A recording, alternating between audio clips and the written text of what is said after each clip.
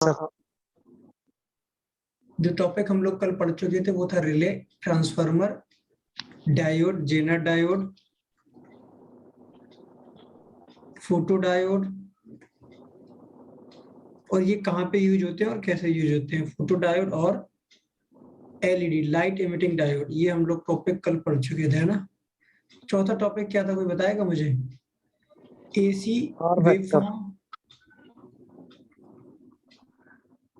DC waveform,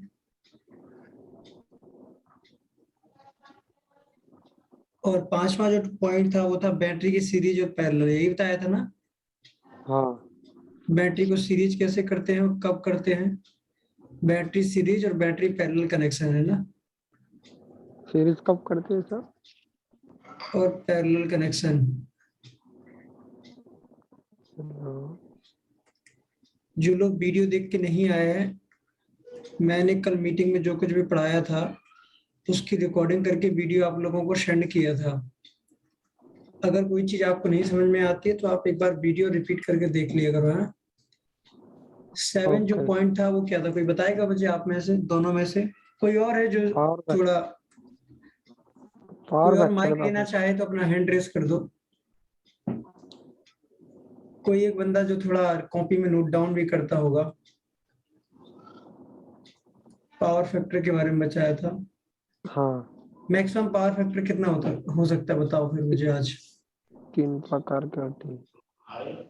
maximum power factor किसी भी system का कितना हो सकता है?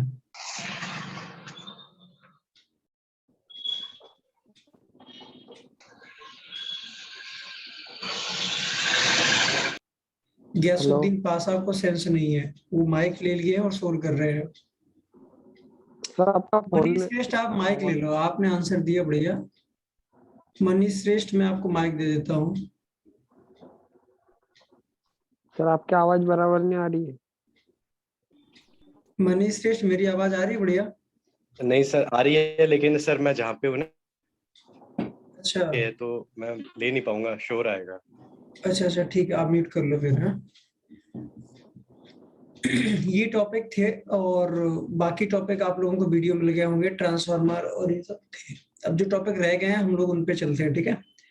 ये टॉपिक हम लोग पढ़ चुके हैं। जिनको ये टॉपिक नहीं समझ में आए वो वीडियो जो रिकॉर्डिंग था बेसिक इलेक्ट्रॉनिक्स 2, इन सब की रिकॉर्डिंग आपको किस नाम से मैंने भेजी थी? बेसिक इलेक्ट्रॉनिक्स 2 की रिकॉर्डिंग के नाम से मैंने एक आपको वीडियो भेजा था। वो वीडियो अगर आप देखोगे तो ये टॉपिक जो ऊपर है वो सब आपको समझ में आ जाएंगे, ठीक है। सर आप थोड़ा अच्छे से लिखना, क्योंकि मुझे लिखने में थोड़ी तकलीफ होती है। लिख मैं रहा हूँ, आप नहीं लिख रहे हैं। तो सर आप तकलीफ लिखते आपको कैसे हो सकती है? वो दिखता नहीं है सर बराबर पे। बराबर पे नहीं दिखता है? हाँ, क्या नहीं दिख रहा है बराबर? बताओ ना, क्या नहीं दिख रहा है आपको? जो आप लिखते हो ना लिपटी में, वो नहीं समझ आता है थोड़ा, क्या लिखा है ऐसे। ट्रांजिस्टर लिखा है, ये समझ में आ रहा है? हाँ, ये समझ में आ रहा है, बराबर ऐसे ही लिखते हुए सर। हाँ, ऐसे ही लिखूंगा मैं, ठीक है। ट्रांजिस्टर जो होते हैं हमारे, ये जो क्या तुम काम से आते हैं? इनके तीन टाइप के ट्रांजिस्टर हम लोगों को पढ़ने हैं। पहला जो नंबर है वो ट्रांजिस्टर का नाम है हमारा बीजेटी। ट्रांजिस्टर बहुत होते हैं, जो हमको पढ़ने हैं उनको हम ध्यान देंगे। पहला है बीजेटी, और दूसरा है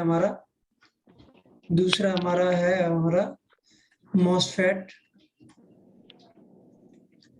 और तीसरा जो ट्रांजिस्टर हम लोगों को पढ़ना है वो है आईजीबीटी। ठीक है, ये हमारे 3 ट्रांजिस्टर हैं।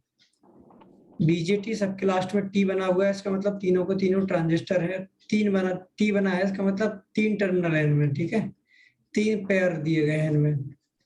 कितने पेयर हैं तीनों के? 3 तीन पेयर हैं तीनों के, ठीक है। अब आपको इसमें कोई प्रॉब्लम नहीं है। ऐसे बाहर से देखोगे तो आपको ऐसे दिखने को मिल जाएंगे ये, ठीक है। थोड़ा ऐसे बनाना होगा, ठीक है। ऐसे ये 3 पेयर का एक डिवाइस होगा, 1 2 3, ठीक है। 1 2 3। कुछ ऐसे भी होते हैं, लेटे हुए भी बने होते हैं, तो यहाँ पे उनका कांटेक्ट होता है, तो यहाँ से वो 1 2 3 हो जाते हैं, ऊपर से ऐसे दिखते हैं, ठीक है। तो ये 3 टर्मिनल की डिवाइस है, इतना समझ लो आप लोग। मॉसफेट जो होते हैं, चाहे बीजेटी हो चाहे हमारे आईजीबीटी हो, 3 टर्मिनल डिवाइस हो, तो पहला हम पकड़ते हैं इसमें से बीजेटी। आप लोगों ने पहले सुना होगा कहीं ना कहीं कि रेडियो को कुछ लोग ट्रांजिस्टर बोलते हैं, ठीक है, रेडियो को कुछ लोग ट्रांजिस्टर बोलते हैं।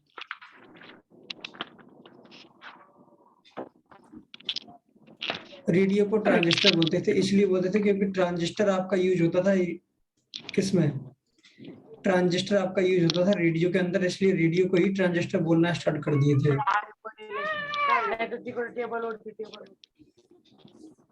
इसीलिए आप लोगों को माइक नहीं दिए जाते, पता, अगर मीटिंग रिकॉर्ड हो रही है और उसके बाद आप लोग ये सब करते हो तो म्यूट कर दिए जाते हो, ठीक है।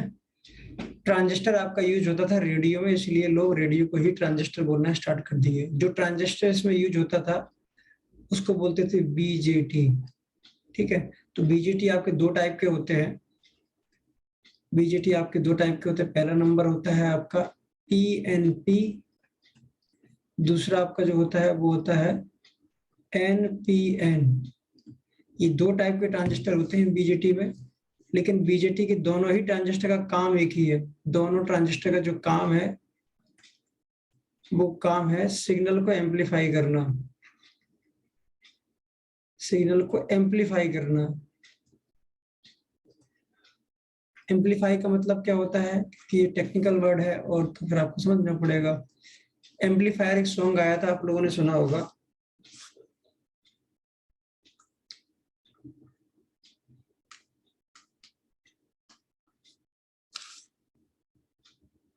एम्पलीफायर।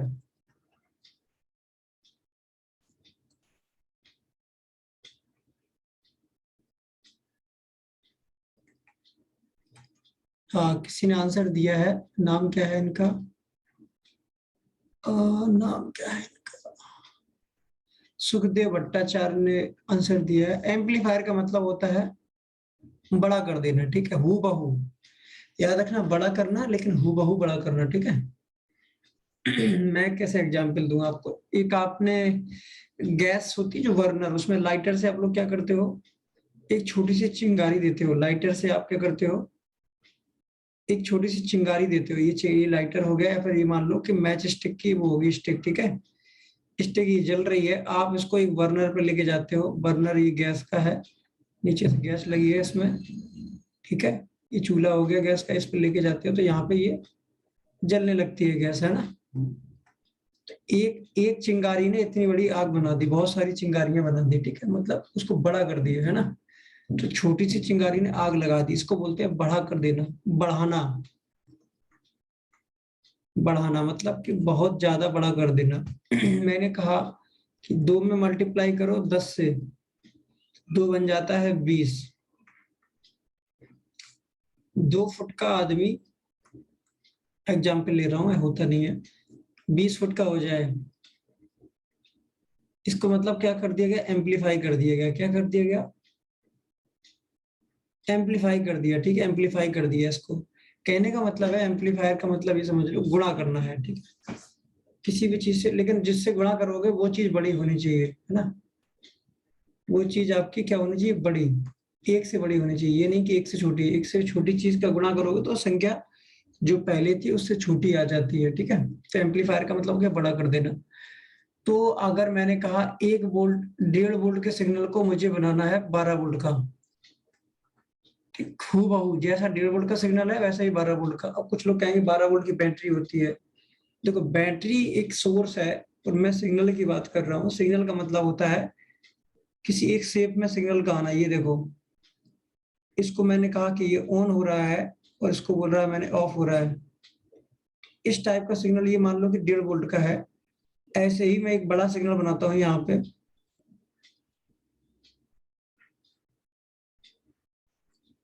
तो ये 12 वोल्ट का सिग्नल हो गया, बड़ा हो गया, शेप इसकी बड़ी हो गई है, ठीक है।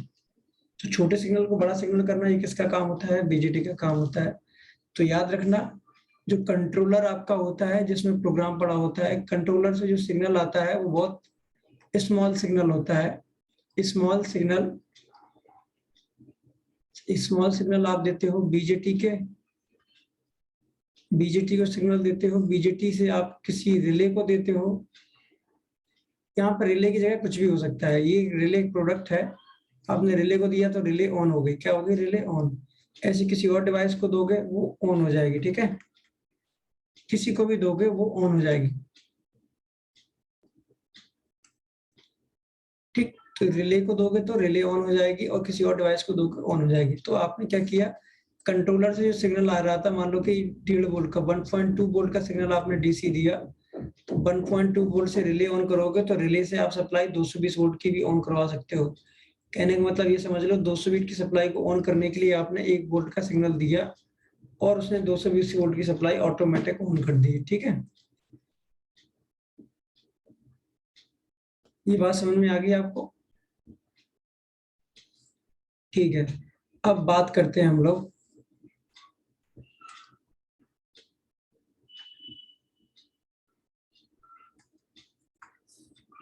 ठीक, तो अब समझ लेते हैं बीजेटी के बारे में। देखो बीजेटी जो होता है दो टाइप का होता है, जैसे मैंने आपको बताया था अभी।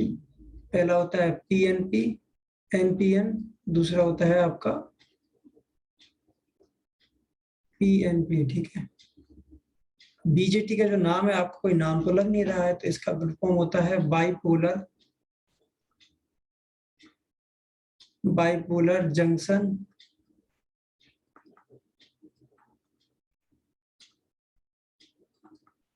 ट्रांजिस्टर, ठीक है। बाइपोलर जंक्शन ट्रांजिस्टर, ये इसका फुल फॉर्म है। 3 टर्मिनल की डिवाइस है, एक एनपीएन होता है, एक पीएनपी होता है। जो पीएनपी होगा वो 2p के नाम से लिखा जाएगा, क्योंकि 2 p है उसमें। तो जो एनपीएन होगा वो 2n के नाम से लिखा जाएगा, ठीक है। जो एनपीएन का जो बी है, जो हमारा बी पी है जो बीच वाला, तो पीएनपी का एन है, तो इससे डिसाइड होता है कि कौन सा सिग्नल देगा। एन है तो इसमें आपका निगेटिव करंट सिग्नल दिया जाएगा, अगर पी आ गया तो आपको यहाँ पे पॉजिटिव करंट सिग्नल देना पड़ेगा, पॉजिटिव करंट सिग्नल, ठीक है। क्या सिंबल होता है, ये दो डायोड के मिलके बनता है। जैसे एक डायोड होता है, उसको किस नाम से बोलते हैं हम लोग, एनोड और कैथोड, लेकिन एक्चुअल में क्या होता है, वो पी एन जंक्शन डायोड होता है। तो यहाँ पी होती है, यहाँ एन होता है, यहाँ पे जंक्शन बनता है, ये डायोड का इंटरनल है। तो वैसे ही जो हमारा ट्रांजिस्टर है, इसमें भी पी एन पी जंक्शन बनते हैं और एनपीएन बनते हैं। तो मैं यहाँ पे 2 जंक्शन बनते हैं इसमें, पी एन पी। तो जो बीच वाला है इसको बोलते हैं बेस, इधर वाला हो जाएगा आपका कलेक्टर, इमीटर। यहाँ पे कुछ चीजें मैं आपको बताना चाहूंगा। कलेक्टर का मतलब होता है जो कलेक्ट करता है, जैसे विकेट कीपर होता है क्रिकेट में, विकेट कीपर होता है, वैसे ही कलेक्टर होता है, वो किसी चीज को कलेक्ट करता है ग्लव्स में। इमीटर क्या होता है, बॉलर, जो बॉल फेंक रहा है वो आपका क्या है, इमीटर। तो यहाँ पे इलेक्ट्रॉन्स को फेंकने वाला काम कौन करेगा, इमीटर। सो कलेक्ट करने वाला करेगा कलेक्टर का काम, ठीक है। जो कलेक्ट करता है वो आपका क्या होता है, कलेक्टर होता है, ठीक है। जो विकेट कीपर पीछे बॉल पकड़ता है, एक फेंकता है एक पकड़ता है। तो यहाँ पे जो कलेक्टर है, जो आप कलेक्टर है वो आपके इलेक्ट्रॉन्स को पकड़ता है, और जो इमीटर होता है वो आपका फेंकता है इलेक्ट्रॉन्स को, ठीक है। अब देखो यहाँ पे मैं एक चीज आपको बताना चाह रहा हूँ, अगर आपके इलेक्ट्रॉन्स इधर से जा रहे हैं और इधर निकल रहे हैं, मैंने कहा इलेक्ट्रॉन्स आपके इधर से निकल के इधर की तरफ जा रहे हैं, डायरेक्शन उनकी इधर से इधर है, तो जो करंट की डायरेक्शन होगी वो उल्टा होती है, करंट आपका इधर की तरफ जाएगा, करंट की डायरेक्शन आपकी अपोजिट होगी, ठीक है। इलेक्ट्रॉन्स की डायरेक्शन इधर है तो करंट की डायरेक्शन अपोजिट होगी। तो देखो इलेक्ट्रॉन्स किधर जा रहे थे आपके, इमीटर से निकलेंगे और जाएंगे कलेक्टर पे, तो करंट ये होगी आपकी इलेक्ट्रॉन की डायरेक्शन। तो करंट की डायरेक्शन क्या हो जाएगी, ऐसे। तो मैं यहाँ पे लिख रहा हूँ आई, ठीक। करंट आपका अपोजिट डायरेक्शन में फ्लो करेगा, ठीक। सिंबल कैसे बनता है वो मैं दिखा देता हूँ। ऐसे एक लाइन खींचिए आप लोग, ठीक है, थोड़ा तिरछी हो गई मेरी लाइन, ऐसे करिए।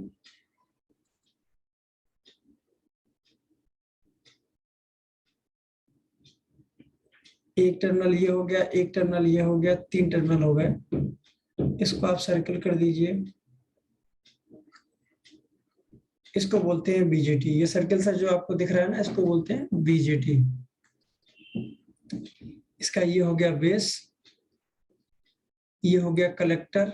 अब देखो मैंने अगर ऊपर कलेक्टर लिख दिया, मैं नीचे भी लिख सकता था, अभी कोई फर्क नहीं पड़ रहा है, चाहे ऊपर लिख दो कलेक्टर, चाहे नीचे लिख दो एमीटर लिखिए। अब देखना कलेक्टर एमीटर मैंने लिख दिया, तो याद रखना एमीटर से क्या निकलेंगे, इलेक्ट्रॉन्स, ठीक। और कलेक्टर से क्या होगा, उनको पिक किया जाएगा, इलेक्ट्रॉन्स को पिक मतलब पकड़ा जाएगा। इधर से इलेक्ट्रॉन निकलेंगे, ऊपर की तरफ जाएंगे, तो करंट की डायरेक्शन क्या होगी, नीचे की तरफ, करंट नीचे की तरफ आएगा, ठीक। तो करंट नीचे की तरफ आता है, लेकिन आपको पता है करंट हमेशा पॉजिटिव से नेगेटिव की तरफ जाता है। तो इसको लिखूंगा मैं ऐसे, ऐसे करंट की डायरेक्शन दिखाऊंगा। इसको लिखूंगा P, इसको लिखूंगा N, इसको लिख दूंगा P। तो यहाँ पे N आया, इसका मतलब आपको यहाँ पे एक नेगेटिव सिग्नल देना पड़ेगा ऑन करने के लिए इसको, ठीक है। तो ये बन गया है आपका PNP BGT। यहीं पे मैं एक NPN बना देता हूँ, NPN ही ज्यादा यूज किए जाते हैं ये वाले। तो देखो सबसे पहले लाइन खींचो, एक ऐसे बनाओ, एक ऐसे खींचो लाइन, एक ऐसे लाइन खींचो, एक ऐसी लाइन ड्रॉ करो, एक ऐसे ड्रॉ करो। इन लाइन को आपस में ऐसे जोड़ दो, ठीक। ये आपका बेस हो गया, इसमें तो कोई राय नहीं है, किसी को कंफ्यूजन भी नहीं होना चाहिए। इसको मैंने कह दिया ये भी मेरा कलेक्टर हो गया, ठीक। जैसे ऊपर था वैसे ही मैंने यहाँ पे कर दिया, कोई बदलाव नहीं किया। ये एमीटर हो गया, एक कलेक्टर हो गया। लेकिन एनपीआर में क्या होता है, पॉजिटिव सिग्नल देते हैं, इसलिए यहाँ पे जो कैरियर होते हैं वो इलेक्ट्रॉन कैरियर नहीं होते हैं, यहाँ पे होल कैरियर होते हैं। होल को ही समझ लो इलेक्ट्रॉन का उल्टा। यहाँ पे जो कैरियर होते हैं आपके, sorry sorry sorry sorry mistake हो गई, थोड़ा मिस्टेक है, इसको मैं थोड़ा अभी मैं सही कर देता हूँ, ठीक है। इसमें जो कैरियर है एनपीएन में, यहाँ पे होल नहीं है कैरियर, यहाँ पे इलेक्ट्रॉन कैरियर है, यहाँ पे इलेक्ट्रॉन कैरियर है। तो जो ऊपर था ये आपका पीएनपी ट्रांजिस्टर मैंने बना दिया है, ये एनपीएन ट्रांजिस्टर का डायग्राम है। अभी मैं चेंज कर देता हूँ, यहाँ पे इलेक्ट्रॉन्स यहाँ पे अगर कैरियर हैं तो इलेक्ट्रॉन्स इमिट होंगे, यहाँ से वो जाएंगे कलेक्टर पर ऊपर की तरफ, तो करंट की डायरेक्शन हो जाएगी नीचे की तरफ। तो करंट का जो फ्लो रहेगा वो नीचे की तरफ रहेगा, तो करंट का फ्लो नीचे की तरफ इसमें है, तो पीएनपी, सॉरी ये पीएनपी नहीं होगा, ये एनपीएन होगा।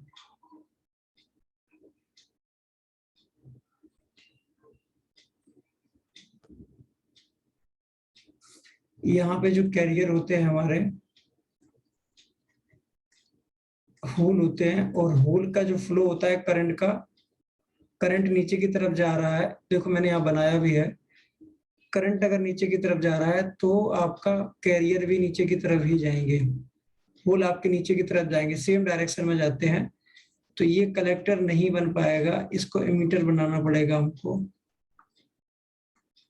काट के सही कर लो, ये एमीटर नहीं है, ये कलेक्टर बन जाएगा। अपोजिट हो जाते हैं, मैंने सेम बना दिया था, ध्यान नहीं रहा था, अपोजिट लिखना होता है, ठीक है। यहाँ पे ये एमीटर हो गया, ये कलेक्टर हो गया। तो एमीटर से आपके होल निकलेंगे और कलेक्टर पे जाएंगे, जो करंट की डायरेक्शन होगी वही होल की डायरेक्शन होगी। अब ये पीएनपी है आपका, एकदम सही है।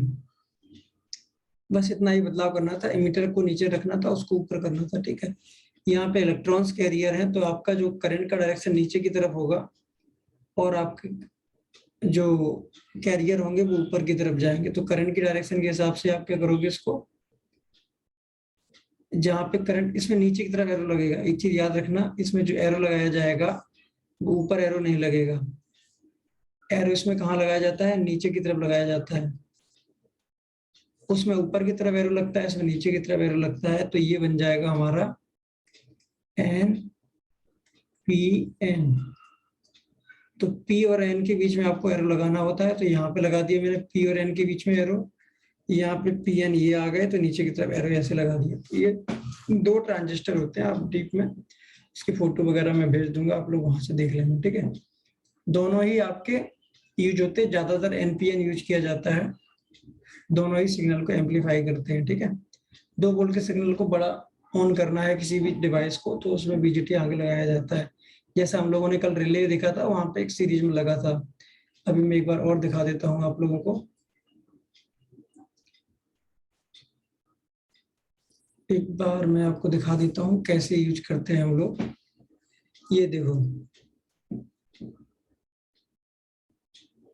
यहाँ पे देखो, यहाँ पे बीजेटी किसी को दिख रहा होगा तो ध्यान से देखो। ये आपका बीजेटी है, यहाँ पे ये सिग्नल है, ड्राइवर बोलते हैं जिसको, बेस को। ये सिग्नल आपका एक किसी बेस उससे आया है।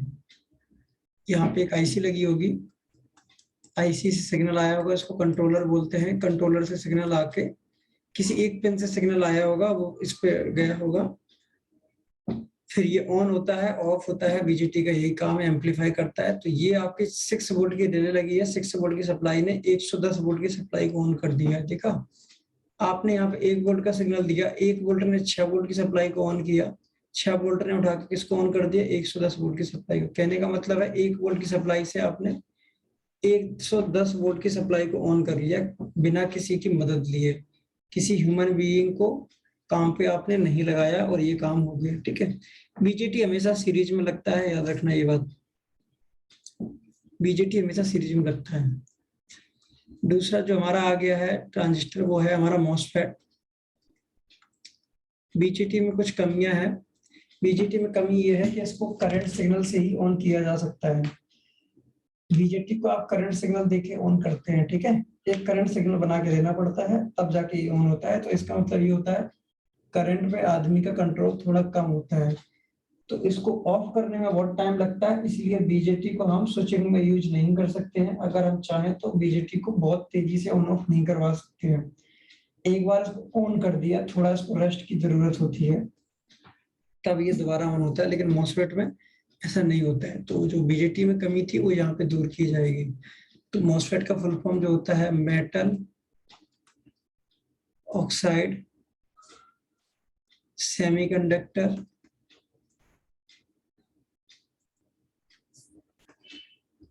Field effect transistor. ठीक है, ट्रांजिस्टर ये इसका फुल फॉर्म है। ठीक, metal oxide semiconductor field effect transistor. ये भी तीन टर्मिनल है होते हैं इसमें। पहला जो होता है इसको बोलते हैं गेट, दूसरे को ड्रेन, तीसरे को सोर्स। ठीक, एक बॉडी होती है, इसके ऊपर एक मेटल की बॉडी यहाँ पे लगी होती है। तो वो बॉडी किसी ड्रेन से या सोर्स से किसी एक से टच होती है, तो उसको बॉडी बोलते हैं। ठीक है, उसका पीठ होता है, इसका यहाँ पे स्क्रू टाइट हो जाता है, तो इसका जो पीठ वाला हिस्सा होता है बैक साइड, उसको बॉडी बोलते हैं। इसका सिंबल जो होता है ऐसे होता है।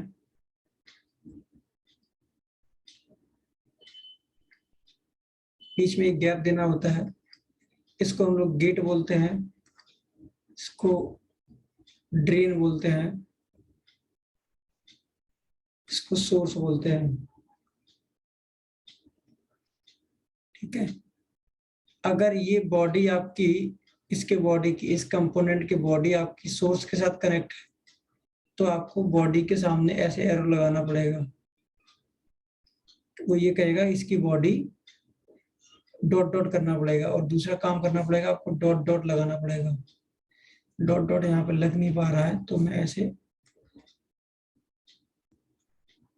ऐसे कर देता हूँ। ठीक है, तो ये इसकी बॉडी आपके सोर्स के साथ कनेक्ट है। ठीक, ये बॉडी हो गई, ये सोर्स के साथ कनेक्ट है। ये एक कंप्लीट उसका मॉसफेट का डायग्राम है, जिसमें मेटल ऑक्साइड जो होती है ये इंसुलेट करती है। मेटल आपके कंडक्टिंग मटेरियल होते हैं, लेकिन ऑक्साइड उसके क्या होते हैं, इंसुलेटर प्लास्टिक की तरह काम करते हैं। तो ये यहाँ पे आपकी मेटल ऑक्साइड यहाँ पे लगी होती है। ठीक है, यहाँ पे चैनल बनता है। ठीक है, वो आप डिटेल में, अगर आपको मॉसफेट ही पढ़ना है तो आप यूट्यूब पे डालना, तो आपको मॉसफेट के अंदर वाला पार्ट मिल जाएगा। ठीक है, 2 होते हैं, एनहांसमेंट टाइप और डिप्लीशन टाइप। उसमें हम लोगों को जाना नहीं है। ठीक है, लेकिन जब आपको मार्केट से, ये तो आपका एक्चुअल मॉसफेट है, लेकिन आप अगर आप मार्केट से लेके आते हो मॉसफेट, तो आपको अकेला मॉसफेट नहीं मिलेगा। मॉसफेट के साथ कुछ और भी देंगे साथ में। जैसे पानी पूरी खाने जाते हैं तो पानी भी मिलता है, छोले भी मिलते हैं साथ में खाने के लिए, है ना। सेम यहाँ पे है। ये मॉसफेट हो गया पूरा, लेकिन इसके साथ एक कंपोनेंट और वो लगा के देते हैं। उस कंपोनेंट का नाम होता है डायोड। तो डायोड भी इसके साथ लग के आता है, इसको बोलते हैं कंप्लीट पैकेज। ये इतना पूरा आपका क्या होगा, डायोड। और जो रेड कलर में है ये आपका क्या हो गया, मॉसफेट। तो लेकिन आप पूरा लेके आओगे तो ये पूरा मॉसफेट के नाम से ही जाना जाएगा, ठीक है। तो ये इसका काम क्या होता है, मॉसफेट का काम लिख लेते हैं सबसे, क्योंकि जरूरी तो यही है। इसका काम होता है स्विचिंग करना। मैंने बताया था स्विचिंग का मतलब क्या होता है, आप लोग अगर भूल गए तो मैं दोबारा बता देता हूँ। स्विच का मतलब होता है ऑन या फिर ऑफ। ठीक, स्विच का मतलब ऑन या ऑफ। स्विचिंग का मतलब होता है कि यही प्रोसेस चलता रहे। आईएनजी लगाने का मतलब होता है कंटिन्यूअस। तो यही on off on off on off on off on off on off, ये काम चलता रहे, इसको बोलते हैं स्विचिंग। कितना देर तक चलता रहे भाई साहब, कुछ पता नहीं कितनी देर तक, ठीक है।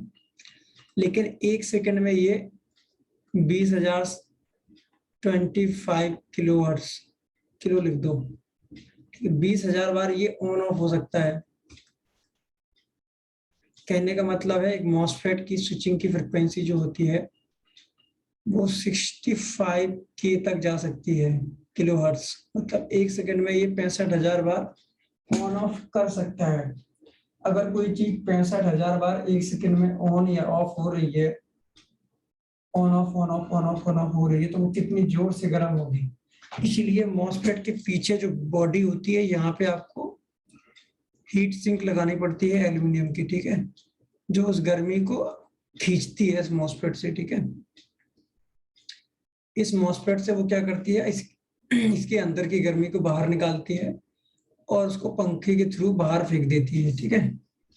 पंखे के थ्रू उसको बाहर फेंक दी जाती है, इसलिए इसको हीट सिंक लगाना पड़ता है। डायोड हो या मॉसफेट या आईजीबीटी, ये तीनों कंपोनेंट बहुत तेजी से गर्म होते हैं, ठीक है। ये तीनों कंपोनेंट बहुत तेजी से गर्म होते हैं, इसलिए इनमें पीछे हीट सिंक लगाना पड़ता है। अगर नहीं लगाओ तो ये जल जाएंगे तो आपका इन्वर्टर बंद। स्विचिंग करते हैं तो स्विचिंग मॉसफेट कहाँ कहाँ यूज होता है ये भी देख लेते हैं। मॉसफेट 2 जगह यूज होता है। जब भी आपका सोर्स डीसी है, उस डीसी से आपको अगर एसी बनाना है या फिर उस डीसी से ही डीसी बनाना है, ठीक है। डीसी से एसी बनाना हो या डीसी से डीसी बनाना हो तो आपका मॉसफेट यूज होता है, ठीक है। ये समझ लो, डीसी से एसी बनाना ये हो गया आपका इन्वर्टर। इसलिए इन्वर्टर में आपके क्या लगे होते हैं, MOSFET.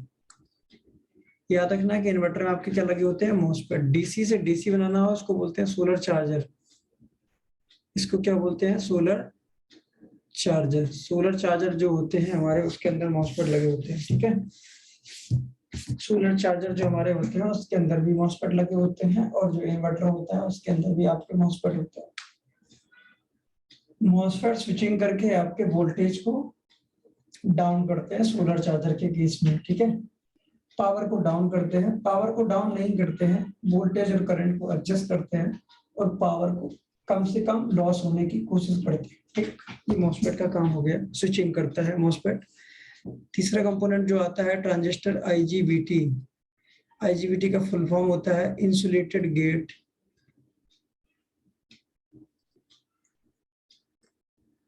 Insulated gate, insulated gate का मतलब होता है, जो जैसे हमने ऊपर मॉसफेट में पढ़ा था ना, मेटल ऑक्साइड। तो इंसुलेटेड मतलब कि प्लास्टिक लगा दी रखी है इन्होंने ऊपर से, इंसुलेटेड गेट।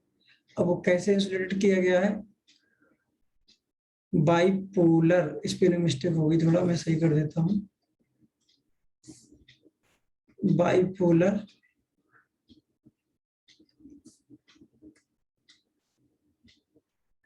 ट्रांजिस्टर, ठीक है।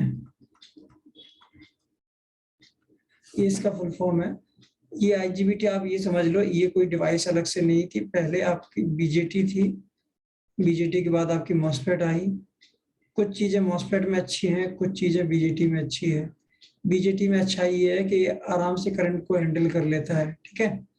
बीजेटी में ये अच्छा ये है कि आराम से करंट को ये हैंडल कर लेता है, ठीक। लेकिन मॉसफेट में ये अच्छा ही है कि इसमें वोल्टेज सिग्नल से ये ऑन हो जाता है।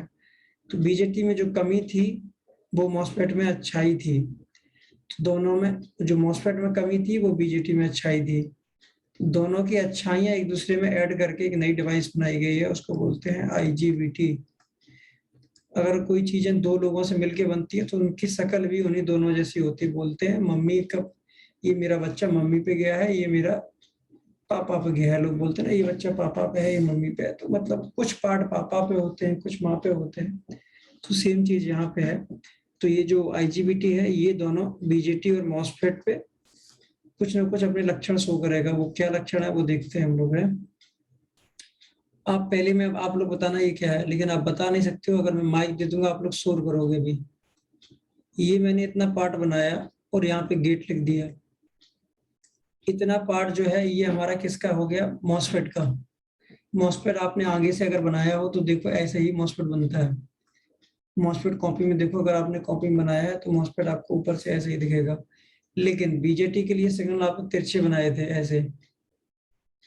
तो ये जो ग्रीन कलर में हो गया ये क्या हो गया आपका, बीजेटी वाला पोर्शन। और जो ऑरेंज कलर में है ये किसका पोर्शन हो गया आपका, मॉसफेट का पोर्शन हो गया। तो इनपुट वाला जो पोर्शन होता है ये इनपुट वाला पोर्शन होता है इधर। इनपुट वाला पोर्शन आपका क्या है, मॉसफेट की तरह है। और जो आउटपुट वाला पोर्शन है वो बीजेटी की तरह है, ठीक है। बीजेटी की तरह ये माना जाता है, ठीक। तो बीजेटी के जंक्शन क्या होते हैं, कलेक्टर और ये आपका इमीटर, ठीक है। ये तो टर्मिनल होते हैं बीजेटी के। तो ये आपको बीजेटी का एक सिंबल बन गया। तो ओवरऑल ये सिंबल किसका हो गया, IGBT का। पूरा ये क्या बन गया आपका IGBT, ठीक। सेम है। IGBT का काम क्या होता है वो मैं आपको बता देता हूँ। IGBT का जो काम होता है ये स्विचिंग होता है। IGBT का जो काम है स्विचिंग है। ये भी आपकी ऑफ होके फिर ऑन होती है, ऑन होके फिर ऑफ होती है। ये एक सेकंड में हजारों हजार 16,000 तक की फ्रिक्वेंसी, 20 तक की भी चली जाता है, 60 की भी चला जाता है, ठीक है। हजारों में इसकी फ्रिक्वेंसी होती है, ठीक है। जनरली 16 किलो हर्ट्ज या 60 किलो हर्ट्ज पे यूज किए जाते हैं, डिपेंड करता है कौन सी कंडीशन है, ठीक है। अगर इसका भी काम स्विचिंग है तो मॉसफेट से ये अलग क्यों हो गया, तो फिर हम लोग मॉसफेट पे ही क्यों नहीं टिके रहे, है ना। हम लोगों ने ये क्यों बनाया अलग से, है ना। तो समझ लेते हैं। मॉसफेट की एक कमी थी, वो ज्यादा एम्पियर नहीं ले सकता है। मॉसफेट लो पावर के लिए होता है और हाई पावर के लिए आपकी क्या होती है, IGBT। काम दोनों का सेम है, बस अंतर यही है कि एक बड़ी सिस्टम में लगते हैं तो 5 kV से छोटे जितने भी इन्वर्टर आपको मिलेंगे उन पे क्या लगा होगा, मॉसफेट। 5 kV से बड़े जितने इन्वर्टर होंगे वो इस पे क्या लगा होगा, IGBT। IGBT महंगी आती है लेकिन ये सेंसिटिव बहुत होती है। सेंसिटिव का मतलब होता है इसमें आप थोड़ी भी गलती करोगे खत्म हो जाएगी, मर जाएगी। महंगी भी आती है बहुत, ठीक है। ये महंगी भी आती है और जल्दी खराब भी हो जाती है, लेकिन काम अच्छा करती है। अगर इसमें कोई गलती ना करे तो बहुत बढ़िया काम करती है IGBT। इसलिए आपको महंगे इन्वर्टर जो भी मिलेंगे किसी भी कंपनी के हो, उसको उनके जो प्राइस होते हैं वो डिसाइड इस पे होते हैं कि आप IGBT वाला इन्वर्टर ले रहे हैं मॉसफेट वाला, IGBT वाला इन्वर्टर ले रहे हैं मॉसफेट वाला, ठीक है। IGBT वाले इन्वर्टर अच्छे आते हैं और उनकी लाइफ भी ज्यादा होती है, ठीक। तो कोई अगर पूछे कि ये वाला इन्वर्टर महंगा क्यों है, ये सस्ता क्यों है, तो बोलिए सर आप इसमें क्या ले रहे हो, इसमें IGBT लगा है भाई साहब, ये जल्दी खराब नहीं होता है। अगर काम करते समय खराब नहीं होता है, उसको आप सही से लोगे नहीं तो खराब हो जाता है। कुछ सेव हो नहीं रहा है ये, कोई नहीं, मैं बाद में सेव कर लूंगा। काम करते करते ये खराब नहीं होता है, लेकिन जब इसको आप टच करते हो, उल्टा सीधा लगा देते हो, तो ये जल्दी खराब होता है। ठीक है, मेरा मतलब आप समझ गए होंगे। ऐसे काम करते रहोगे तो जल्दी खराब नहीं होता है अगर वर्किंग कंडीशन में है। लेकिन अगर इसमें कुछ आप रिपेयरिंग कर रहे हो, चेंज कर रहे हो कुछ भी, तो उसमें गलती अगर आपकी होगी तो ये जल्दी खराब होता है, सेंसिटिव बहुत है। ठीक है, बात करते हैं एक टॉपिक जो आपका रह गया है, वो एक वोल्टेज रेगुलेटर। तो समझते हैं कि वोल्टेज रेगुलेटर क्या होता है। ध्यान से आप लोग देखना।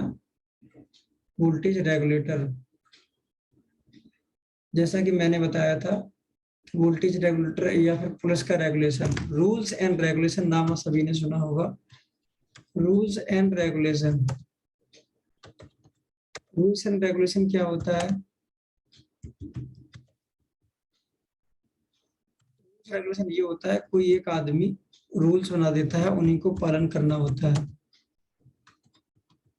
कोई एक आदमी रूल्स बना देता है, उसी को पालन करना पड़ता है।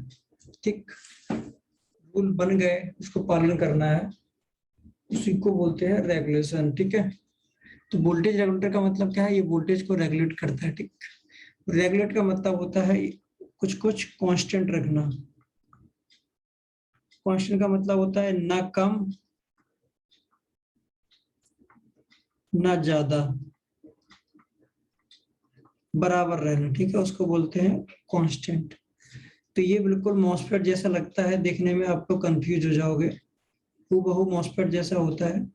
ठीक है, तो आप लोग ध्यान से देखना, ये मॉसफेट है या आईजीबीटी है, या फिर आईजीबीटी भी कुछ मॉसफेट जैसे ही आते हैं, बड़ी रेटिंग में अलग आते हैं, छोटी रेटिंग में आपके मॉसफेट जैसे ही लगेंगे। तो इसमें नंबर लिखे होंगे ऐसे, इसमें लिखा होगा LM7805, एक ये नंबर है।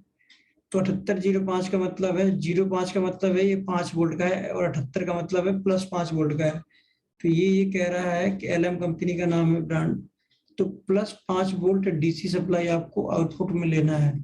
तो इसमें ये वाला होता है आउटपुट, ये वाला होता है आपका इनपुट। लेकिन इनपुट आउटपुट सिंगल वायर हो गए, सिंगल वायर से कोई सप्लाई नहीं चलती है। तो तीसरा वायर भी चाहिए, ये हो गया आपका ग्राउंड। अगर ये ग्राउंड है तो इसका वोल्टेज मुझे आप लोग कमेंट में बताओ क्या होगा। इसका वोल्टेज हो जाएगा 0 वोल्ट। तो 0 वोल्ट के रिस्पेक्ट में इसका कितना वोल्ट है, और 0 वोल्ट के रिस्पेक्ट में इसका कितना वोल्टेज है, इसी पे ये काम करेगा। आउटपुट हमेशा इनपुट से कम रहेगा। ये नियम है समाज का कि आउटपुट हमेशा इनपुट से कम रहता है। कभी भी इनपुट से ज्यादा आउटपुट आप नहीं ले सकते हो, कोई भी दुनिया का सिस्टम हो। ठीक है, दुनिया का कोई भी सिस्टम हो, कैसा भी सिस्टम हो, अकेला इन्वर्टर सिस्टम नहीं, कोई भी सिस्टम हो, जितना आप इनपुट दे रहे हो उससे कम आपको आउटपुट मिलेगा। 99.99 तो आ जाएगा। कहने का मतलब है अगर 100 नंबर का पेपर है, कभी आप 101 नहीं ला सकते हो। ठीक है, आउटपुट ये हो गया। ठीक, तो अब क्या मतलब है 7805? तो आउटपुट पे आपको +5 वोल्ट मिलेगा। इनपुट पे आप क्या दे सकते हो, इस पे आप 5 वोल्ट से लेके 12-15 वोल्ट तक की डीसी दोगे। 15-16 वोल्ट तक की अगर आप डीसी देते हो, 12, 13, 14, 11, 12, 9, 10, 8, अब ये वोल्टेज है, ये फ्लक्चुएट हो रहे हैं। तो वोल्टेज ऊपर नीचे होते हैं, बैटरी के वोल्टेज नीचे ऊपर होते हैं, तो आपके कंट्रोलर को वोल्टेज चाहिए होता है कांस्टेंट। तो अगर +5 वोल्ट का कंट्रोलर है, कंट्रोलर मतलब सिस्टम का दिमाग, इसको +5 वोल्ट ही चाहिए, ना इससे कम। आपकी बैटरी चाहे 8 वोल्ट आ जाए, चाहे +15 वोल्ट चली जाए, चाहे +13 वोल्ट आ जाए, ये सब वोल्टेज से इसको फर्क ना पड़े, इसके लिए आपको BR लगाना पड़ता है। इसको बोलते हैं वोल्टेज रेगुलेटर, जो आपको +5 वोल्ट की सप्लाई बना के देगा। दूसरा एक आता है LM7812, ये क्या करता है, +12 वोल्ट की सप्लाई बना के देता है। +12 से क्या होगा, कंट्रोलर तो 5 वोल्ट के होते हैं या फिर 3.3 वोल्ट के होते हैं। तो पहले मान लो कि 24 वोल्ट का इन्वर्टर किसी के पास है, 24 वोल्ट का इन्वर्टर, इसमें 2 बैटरी सीरीज में लगेगी, ये सबको पता है ना। 2 बैटरी सीरीज में लगाओगे तभी तो 24 वोल्ट बनेगा। 24 वोल्ट के इन्वर्टर चार्ज होती है बैटरी, तो 30 वोल्ट के लगभग आपका पहुंचता है। 30 वोल्ट से आपको देना है 5 वोल्ट। कैसे बनाओगे, 5 वोल्ट का आपका कंट्रोलर है, मान लो कि 3.3 वोल्ट का कंट्रोलर हो गया, तो तो पहले आप 24 वोल्ट से बनाओगे नीचे, पहले मान लो 30 वोल्ट है, 30 वोल्ट या 24-25 किसी भी वोल्टेज से पहले आप 12 वोल्ट बनाओगे कांस्टेंट। फिर 12 वोल्ट से आप दूसरे रेगुलेटर में दोगे जिसका नाम होगा 7805। ये 7805 उसको बना देगा +5 वोल्ट में, +5 वोल्ट डीसी आ गई।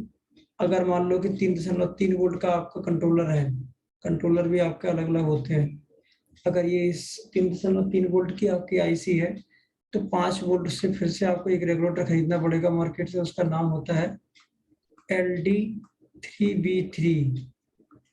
LD3V3 ये मतलब 3V3 का मतलब होता है 3.3 वोल्ट। ये आपका इतना बना देता है, 5 वोल्ट की सप्लाई को ये बना देता है। तो 3 रेगुलेटर आपको जनरली हमारे सिस्टम में मिलेंगे। एक आपका मिलेगा 7812, एक 7805, एक LD3V3। अगर आपको 12 वोल्ट सप्लाई बनानी है तो उसके लिए 12 वोल्ट से ऊपर की सप्लाई देनी पड़ेगी। तो वो 30 वोल्ट, 27 वोल्ट, 24, 23, 18 कोई भी वोल्ट है, उसके लिए 7812 लगाना पड़ेगा। और 12 वोल्ट से 5 वोल्ट बनाने के लिए आपको LM 7805 लगाना पड़ेगा। और 7805 से भी अगर नीचे जाना है, 3.3 वोल्ट कांस्टेंट चाहिए कंट्रोलर को, तो आपको LD3V3 वोल्टेज रेगुलेटर लगाने पड़ेंगे, ठीक है। तब आपको जाके 3.3 वोल्ट। अच्छा, कुछ ही ने बोल दिया कि सर अगर मेरा इन्वर्टर 96 वोल्ट का है तो ऐसा कोई बात नहीं है, आपको 3.3 वोल्ट बनाना है क्योंकि कंट्रोलर इतने वोल्ट का ही है, इतने ही आपको बनाना पड़ेगा। तो 96 वोल्ट से आप पहले बनाओगे 24 वोल्ट, या फिर 24 वोल्ट या 12 वोल्ट। ये कैसे करोगे? 96 से 12 भी बना सकते हो या 24। इसके लिए लगता है SMPS सप्लाई। SMPS सप्लाई एक कार्ड आता है, वो आपका स्विचिंग करता है, मॉसफेट लगे होते हैं इसके अंदर। स्विच, इसका फुल फॉर्म ही होता है स्विच मोड पावर सप्लाई। क्या होता है SMPS का full form? Switch mode. Switch mode का मतलब हो गया सब मॉसफेट लगे होंगे, स्विच मोड पावर सप्लाई। इस ये SMPS इसलिए लगाई जाती है, आपके डेस्कटॉप में भी लगी होती है ये, जो आपका CPU होता है उसमें SMPS लगा होता है। ये इसलिए कि अगर आउटपुट में कुछ भी शॉर्ट हो गया तो ये सप्लाई ऑफ नहीं होगी, ये चलती रहेगी, कोई स्पार्क नहीं होगा, ठीक है। इसलिए SMPS लगाई जाती है। और जो हाई वोल्टेज फ्लक्चुएट होने वाले वोल्टेज को स्टेबल वोल्टेज बना के देती है कंट्रोलर को। SMPS आपकी 12 वोल्ट बना देगी या 24। अगर 24 बना रही है तो एक आपको रेगुलेटर लगाना पड़ेगा 12 वोल्ट का। अगर डायरेक्ट 12 वोल्ट बना रही है तो 12 वोल्ट से आप 5 वोल्ट बना लोगे, +5 वोल्ट L7805 लगा के, ठीक। और 5 वोल्ट से 3.3 बनाने के लिए LD3V3 एक रेगुलेटर आपको लगाना पड़ेगा। तो इससे लग जाएगी 2 रेगुलेटर से ही आपके 3.3 वोल्ट बन जाएगी 96 वोल्ट से। उससे ऊपर वाला काम SMPS का एक कार्ड आता है जिसमें मॉसफेट होते हैं, ट्रांसफार्मर होता है, कैपेसिटर होते हैं। मॉसफेट, ट्रांसफार्मर, ये दोनों मिलके आप वोल्टेज को कांस्टेंट और स्टेबल करते हैं। ये तो आपका वोल्टेज रेगुलेटर हो गया। अब आज का जो लास्ट टॉपिक रह गया है उसका नाम है रेजिस्टेंस कलर कोड।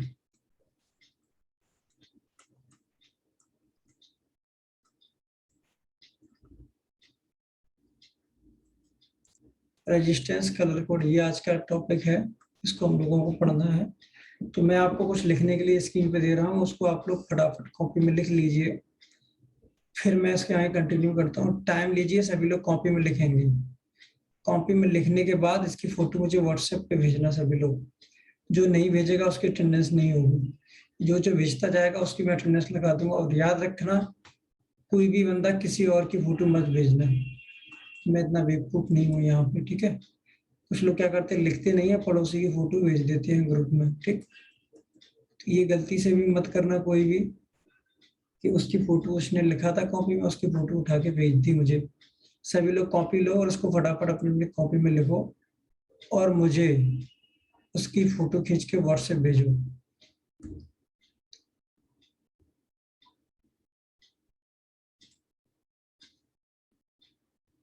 इसी में कुछ दिखाई नहीं दे रहा है मुझे, बहुत धोखा हो रहा है।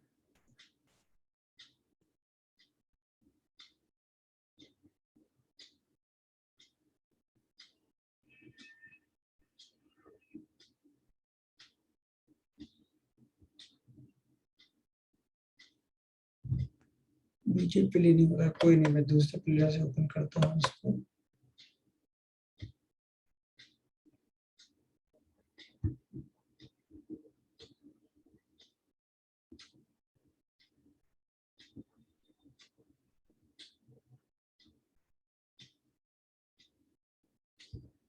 इसको copy,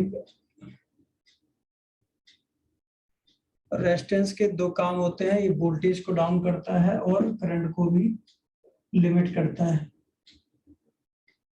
resistance control the amount of current flow in a circuit, current को तो कंट्रोल करता ही है, और करंट कंट्रोल हो जाता है तो वोल्टेज भी कंट्रोल हो जाता है। तो वोल्टेज और करंट दोनों को कंट्रोल करने के लिए रेजिस्टेंस का यूज किया जाता है सर्किट में, ठीक है। जैसे हमारे रोड में ब्रेकर होते हैं ना, स्पीड ब्रेकर, वैसे ही स्पीड ब्रेकर हमारे रेजिस्टेंस होते हैं, ठीक है, इलेक्ट्रिकल सर्किट में। तो इसकी कुछ वैल्यू होती है, तो ये आप लोग कॉपी में लिख लो, इसका स्क्रीनशॉट ले लो और कॉपी में लिख भी लो। रेजिस्टेंस कलर कोड हेडिंग डाल के ये अपनी कॉपी में लिखो, पहले सबसे लोग फटाफट लिखो, और मुझे स्क्रीनशॉट अपनी अपनी कॉपी का ग्रुप में चाहिए, इसको लिखो। एक लोग इसका स्क्रीनशॉट लेके ग्रुप में भेज दो, आप लोग वहां से देख लेना और कॉपी में लिखना भी, ठीक है। ले लिया होगा स्क्रीनशॉट, आई थिंक ले लिया। चलो, जो बड़ी चीज हम लोगों को लिखना है, हम लोग सीधे वहीं पे चलते हैं।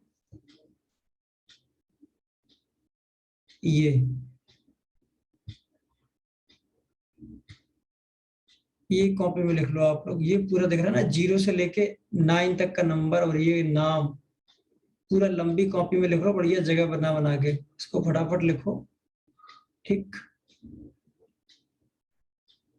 इसको लिखने के बाद मैं आपको पूरा समझाऊंगा और क्वेश्चन भी करवाऊंगा, ठीक है। फटाफट लिखो, मैं इसको बड़ा कर देता हूँ, मुझे व्हाट्सएप पे फोटो भेजो सभी लोग। देखो, जो रेजिस्टेंस होते हैं वो दो टाइप के आते हैं, एक होते हैं असेंबली कंपोनेंट होते हैं और एक होते हैं जो थ्रू होल होते हैं, ठीक है। थ्रू होल वो होते हैं जैसे कि आपकी पीसीबी है, ये पीसीबी है, कार्ड होता है, इसके अंदर होल होते हैं, और ये जो लैग आपको दिख रहा है, ये इसके अंदर होल के अंदर निकल के दूसरी साइड, सेकंड साइड जो होती है ना, वहां पे इनमें सोल्डरिंग किया जाता है। सोल्डरिंग का वीडियो मैंने आप लोगों को भेज दिया था, सोल्डरिंग करना सीख गए होते। सोल्डरिंग में आपका एक आयरन यूज होता है, सोल्डरिंग वायर यूज होते हैं, iron plus soldering wire, cutter. Solder का जो वायर होता है अलग से आता है, उसको आप लगाते हो आयरन में तो मेल्ट हो जाता है और यहाँ पे चिपका देते हो इसमें लगा के, ठीक है। सोल्डरिंग बोलते हैं उसको, ठीक है। आप लोग एक बार प्रैक्टिकल ट्राई कर लेना, साइड पे वहां पे आयरन वगैरह मिलेंगे, ऐसे कोई खराब कार्ड पड़ा हो उसमें लगा लगा के एक दो कंपोनेंट निकाल के सोल्डरिंग करने के लिए प्रैक्टिकल खुद कर लेना, वीडियो देख के, कोई बड़ा काम नहीं है, ठीक है। जैसे हम लोग पेन से लिखते कॉपी पे, ऐसी सोल्डरिंग आयरन यूज किया जाता है। लेकिन ये जो होते हैं थ्रू होल होते हैं, इसमें जो कलर की पट्टियां होती हैं, इनसे आपको कलर देख के ही आपको रेजिस्टेंस की वैल्यू पता करनी होती है। वो जो थ्रू होल होते हैं उनके अंदर कोड लिख के आता है 503-432, उनके ऊपर कोड लिख के आता है, तो आप कोड देख के पता कर लोगे ये कितने ओम का रेजिस्टेंस है, ठीक है। लेकिन रेजिस्टेंस जो कलर वाले होते हैं उनमें आपको देखना ही पड़ेगा, ठीक। और एक एप्लीकेशन भी आता है इलेक्ट्रोडाइट के नाम से, वो मैंने आपको लिंक की होगी ग्रुप में शेयर, वो एप्लीकेशन आप लोग एक बार इंस्टॉल कर लेना, तो आप कलर डाल के भी उस एप्लीकेशन से डायरेक्ट आप निकाल सकते हो रेजिस्टेंस कलर। अगर वो नहीं डाल पाते हो तो आप डायरेक्ट कैसे निकालना सीखेंगे, ये मैं आपको समझा देता हूँ। 4 वेंट यहाँ पे लिखा हुआ है और यहाँ पे 5 वेंट लिखा हुआ है। इस बात का मतलब ये है कि इसमें 4 कलर हैं, यहाँ पे 5 कलर हैं, ठीक। कलरों का नाम होता है, जो लास्ट वाला होता है जो अकेला होता है। यहाँ पे देखो ये 4 एक साथ हैं, यहाँ पे ये 3 एक साथ हैं, ये थोड़ा अलग है, यहाँ पे ये अलग है, ठीक है। जो अकेला हो लास्ट में उसको हम टॉलरेंस बोलते हैं। उसके बाद जो दूसरे नंबर पे होता है उसको मल्टीप्लायर बोलते हैं। उसके बाद 2 बचते हैं उनको डिजिट बोलते हैं। सेम यहाँ पे है, जो लास्ट में होता है उसको टॉलरेंस बोलते हैं, और जो उसके बाद सेकंड पे आता है उसको मल्टीप्लायर बोलते हैं, और जो लास्ट में बचते हैं उनको डिजिट बोलते हैं। 4 वेंट का कलर कोड और 5 वेंट के कलर कोड आपको आने चाहिए, क्योंकि ये 2 रेजिस्टेंस हम लोग यूज करते हैं, ठीक है। यही 2 रेजिस्टेंस को हम लोग यूज करते हैं कलर कोडिंग के लिए। ये मैंने आपको लिखने के लिए बोला था, ये क्या है, हर कलर का एक वैल्यू है। जैसे रेड का नंबर 2 है, ब्लू का नंबर 6 है, ग्रीन का 5 है, और वायलेट का 7 है, व्हाइट का 9 है, ठीक है, ब्लैक का 0 होता है, ब्राउन का 1 होता है, ऑरेंज का 3 होता है। सबके अपने अपने नंबर हैं। वही जो नंबर है वही 10 की पावर में यहाँ हो जाते हैं। 10 की पावर 3, 10 की पावर 4, 10 की पावर 5, 10 की पावर 6, 10 की पावर 9। और 10 की पावर 2 का मतलब क्या होता है? इसका मतलब होता है 2 जीरो, ठीक, 100। 10 की पावर 5 का मतलब होता है 1 लाख। 1 लाख क्या है, कितनी जीरो होती है? 5, 2, 3, 2, 5, ठीक। 10 की पावर 5 का मतलब 5 जीरो। 10 की पावर 1 का मतलब होता है 10, 1 जीरो ओनली। 10 की पावर 0 का मतलब मुझे आप लोग जल्दी से बताओ चैट में। जिसको 10 की पावर 0 का मतलब आता है मुझे जरा जल्दी से बताओ 10 की पावर 0 का मतलब क्या होता है? ठीक, 10 की पावर -1 का मतलब होता है 1 जीरो कम करना, 1/10। 1/10 का मतलब है 10 से भाग कर दो। दीपांशु ने आंसर दिया है, गलत आंसर है। 10 की पावर 0 का मतलब 10 नहीं होता है। अंकुर पांडे का आंसर सही है। 10 की पावर 0 का मतलब होता है 1। 10 की पावर 1 का मतलब होता है 10। 10 की पावर -1 का मतलब होता है 1/10। 10 की पावर -2 का मतलब होता है 1/100। कहने का मतलब है 2 जीरो कम करना है।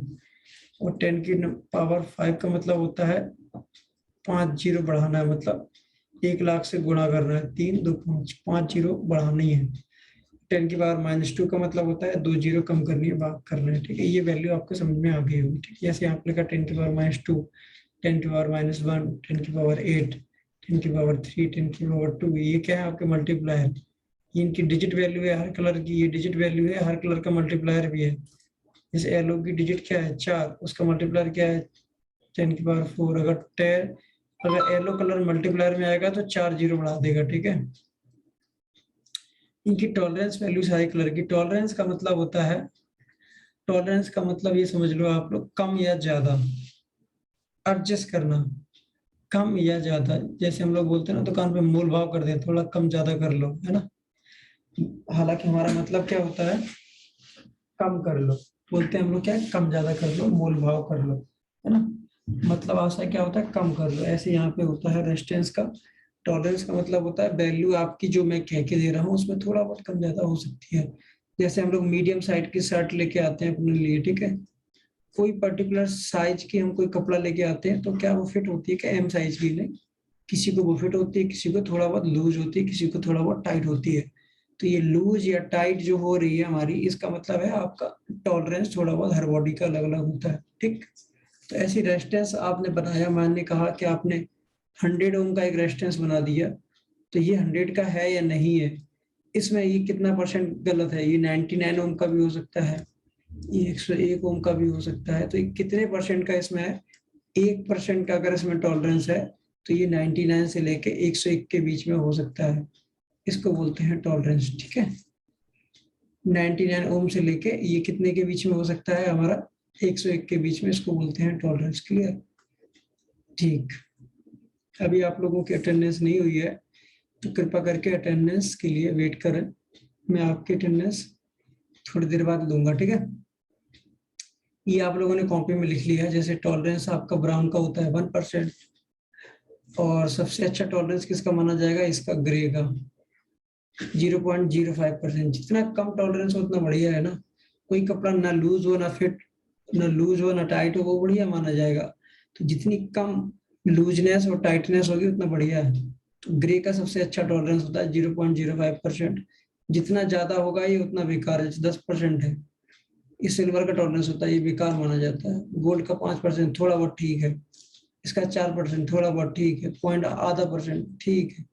0.1% ठीक है, थोड़ा बहुत। 0.25% थोड़ा बहुत। सबसे बढ़िया 0.25 ग्रे अगर आता है टॉलरेंस, बहुत बढ़िया माना जाता है, ठीक है। ये तो मैंने आपको कैसे क्या मतलब है ये समझा दिया। अब एक एग्जांपल ले लेते हैं। ये जो आपको कलर दिख रहा है इसको एग्जांपल ले लेते हैं। कॉपी में इसका कलर लिख लो आप लोग। ये जो दिख रहा है ना, रेड, वायलेट और ब्राउन से गोल्ड, ठीक है। मैं यहाँ पे आपको अभी समझाता हूँ। ये थोड़ा मैं क्लियर कर देता हूँ और ये गया टिक।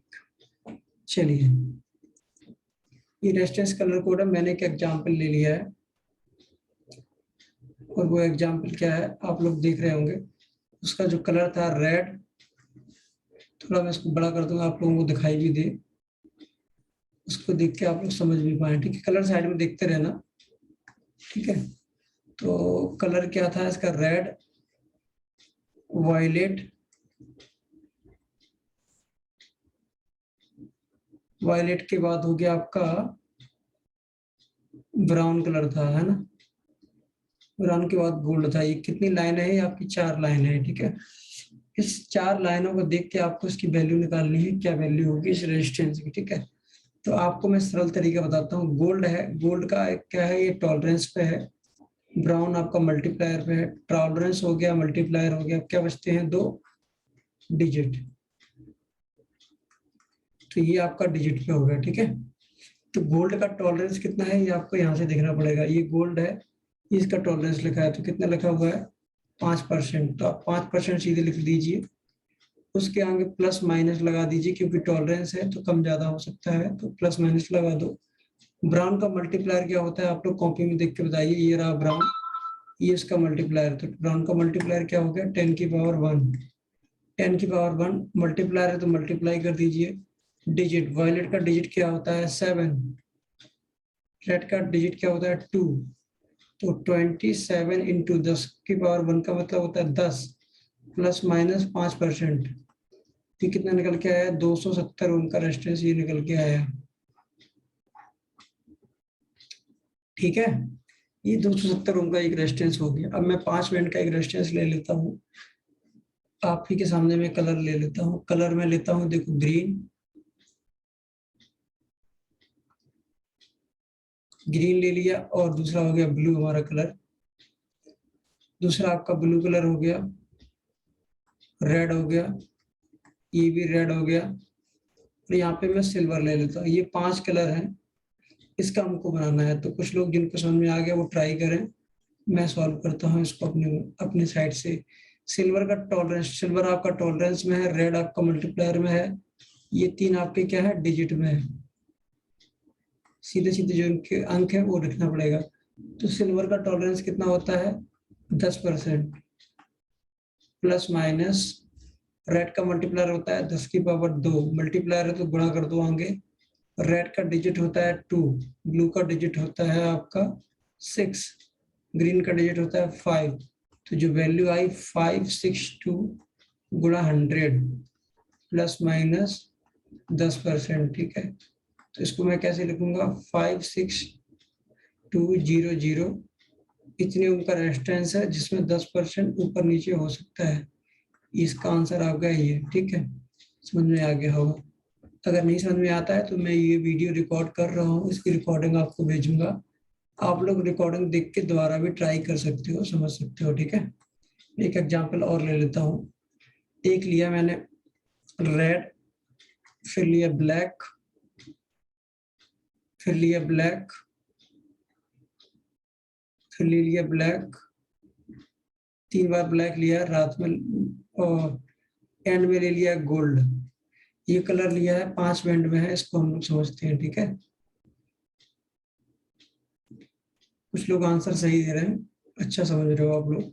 ठीक है, इसको सॉल्व करते हैं। देखो गोल्ड है तो गोल्ड का टॉलरेंस हो गया 5%। मैं डार्क कलर लेता हूँ जिससे आप लोगों को बढ़िया दिखाई दे, है ना।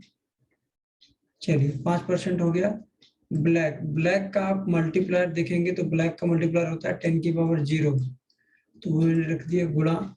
ब्लैक का डिजिट होता है 0, इस ब्लैक का भी डिजिट हो गया 0, इस रेड का हो गया आपका 2। याद रखना पहले नंबर पे कभी भी ब्लैक नहीं आएगा। क्यों नहीं आएगा, क्योंकि अगर आगे भी ब्लैक कर दोगे तो उस डिजिट का कोई मतलब नहीं बनता है। तो ब्लैक पहले नंबर पे अवॉइड किया जाता है। ठीक है,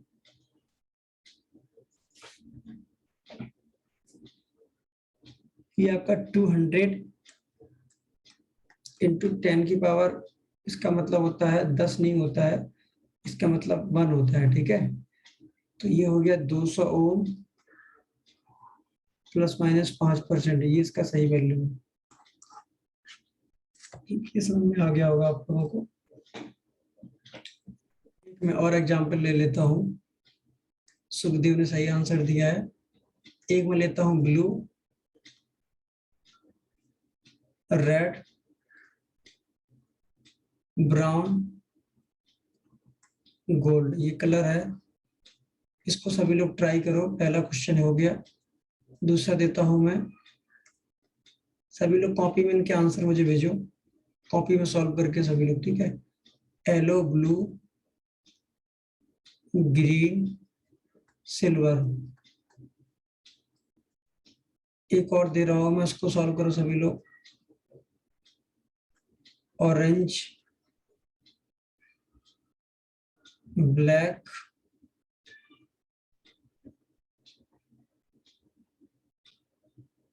ग्रे,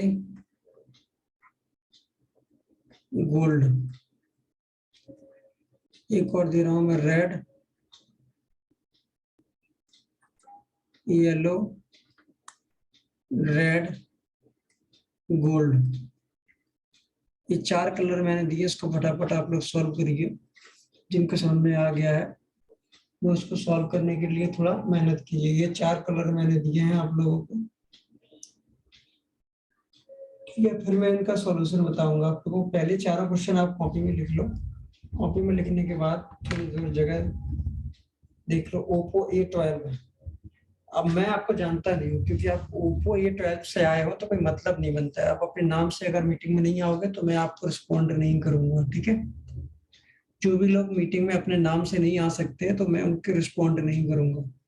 यानी 2 बार 2 दिन से बोल रहा हूँ, तीसरा दिन है आज, कि आप लोग जब मीटिंग में आया करो तो एटलीस्ट अपना नाम देख लिया करो, किस नाम से मीटिंग में ज्वाइन कर रहे हो। मैंने ये भी बता दिया कि कैसे अपना नाम बदलते हैं।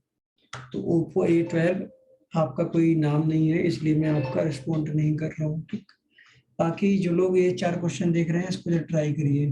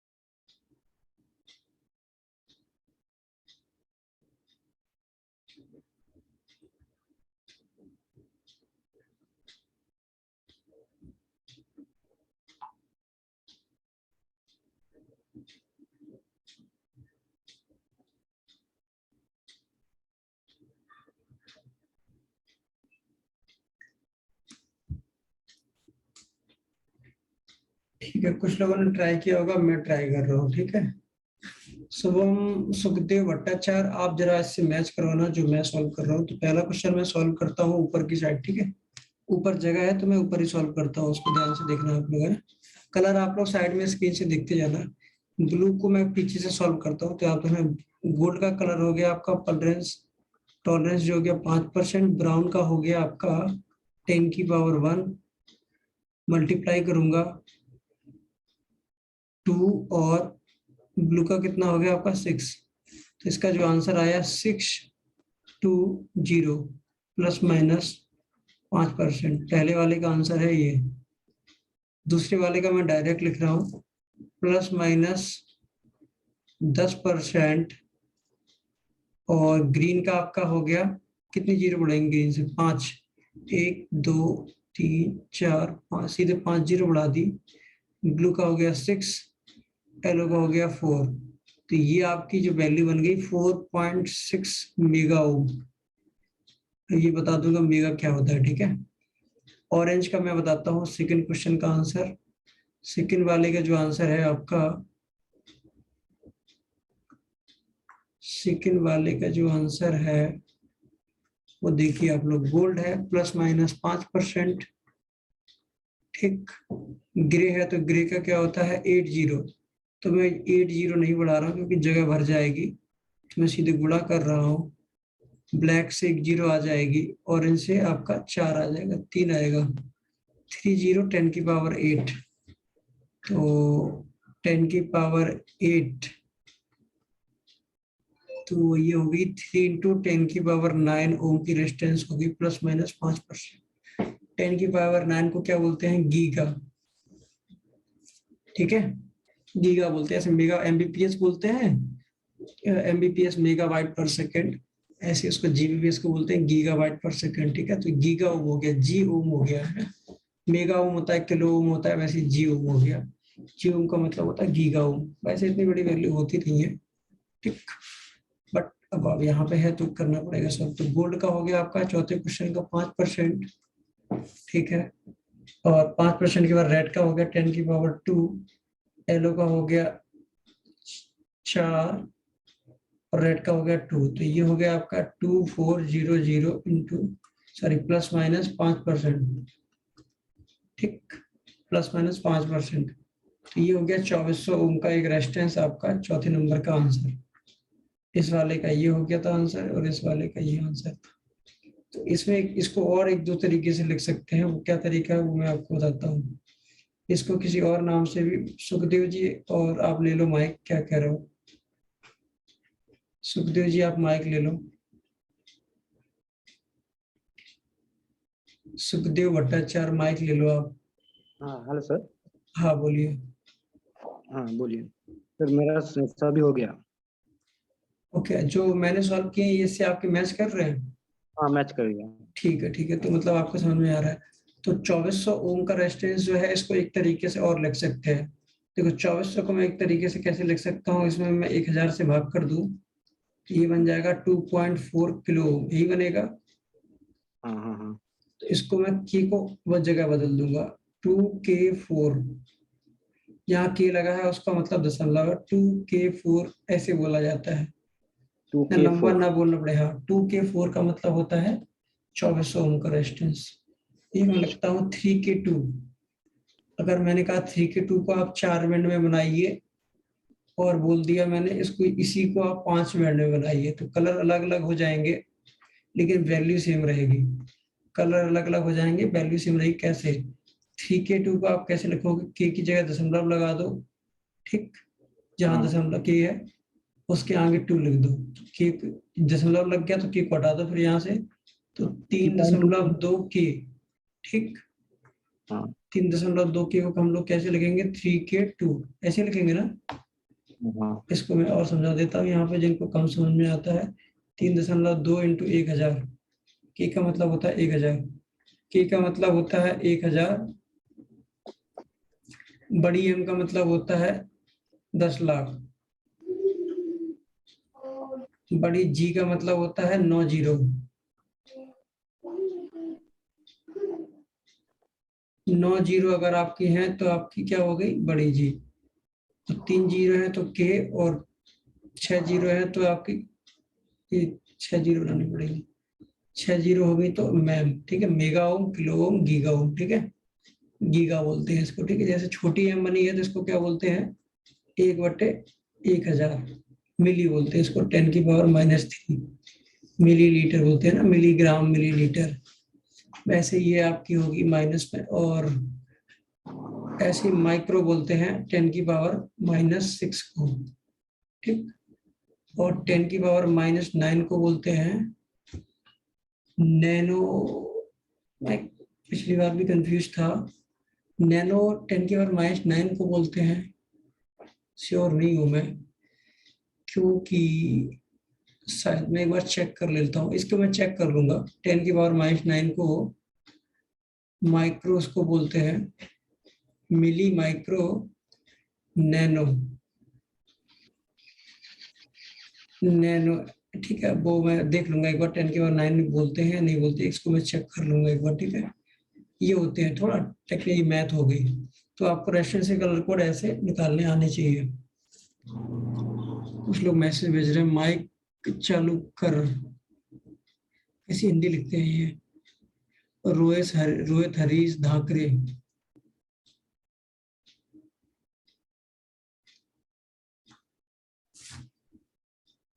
ठीक ठीक है, अब मैं यहाँ पे एक और कलर देता हूँ, ऐसे 4K7 इसको मुझे 5 मिनट में बनाना है। ऊपर वाला मैंने 4 मिनट में ही बनाया था, इसको मुझे 5 मिनट में बनाना है, तो मैं बताता हूँ। 5 मिनट में ही आपको बनाना है, तो आपको क्या लिखना पड़ेगा, पहले इसको लिख लो 4700, ये इसकी वैल्यू आई।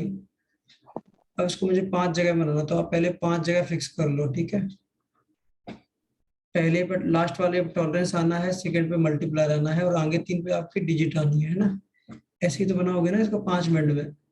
तो आप आगे से लिखना स्टार्ट करो, 470।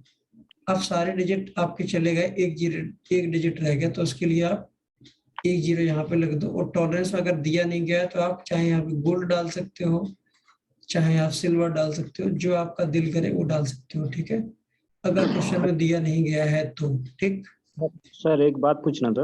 हाँ अच्छा, टॉलरेंस की एनी टाइम गोल्ड और सिल्वर ही होगा क्या? हाँ, मैक्सिमम टाइम गोल्ड सिल्वर रखते हैं, कुछ रेयर केस में हम लोग बाकी कलर रखते हैं, but generally gold silver low quality सस्ते आते हैं, इन्हीं को रखा जाता है, ठीक है। जो स्पेसिफिक होते हैं हायर रेटिंग में अच्छे वाले, उनमें बाकी कलर होते हैं, ठीक है। बाकी तो आपको मैक्सिमम एसएमडी कंपोनेंट मिलेंगे, बट जो मेजर होता है ना कंपोनेंट, जैसे जो रेजिस्टेंस जल्दी जल्दी जलता है, बड़ा रेटिंग का होता है, तो वहां पे एसएमडी नहीं लगते हैं। बड़ी रेटिंग का कोई होगा तो वहां पे आपका क्वार्टर या हाफ वाट में यही लगेगा रेजिस्टेंस। इनके वॉटेज भी होते हैं, 1 वाट का, क्वार्टर वाट का, ठीक है, हाफ वाट का, उसी हिसाब से इनका साइज भी बढ़ता है।